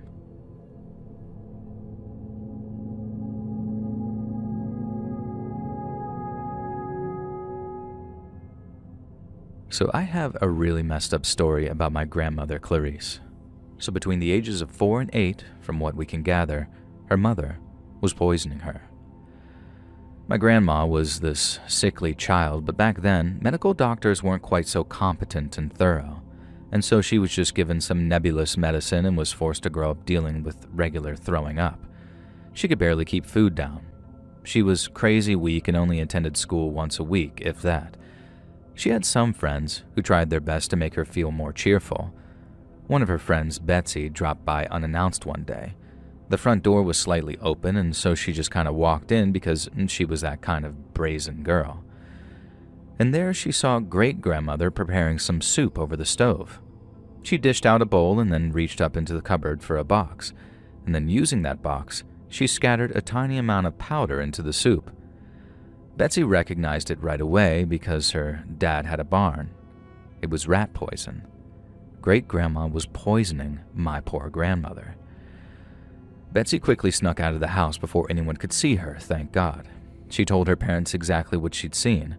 Her parents weren't the type to disbelieve their daughter, but apparently the town had been gossiping a little about what was making little Clary sick, and as soon as Betsy described the box of rat poison to her father perfectly, he marched her to the local sheriff's office and passed the conversation over to Betsy. Betsy was a real firecracker, and I am grateful that I got to meet her as an old woman. She's still alive now, although Granny Clarice sadly isn't. And so when Betsy demanded that the sheriff go out to Clarice's place with a few deputies and do a welfare check,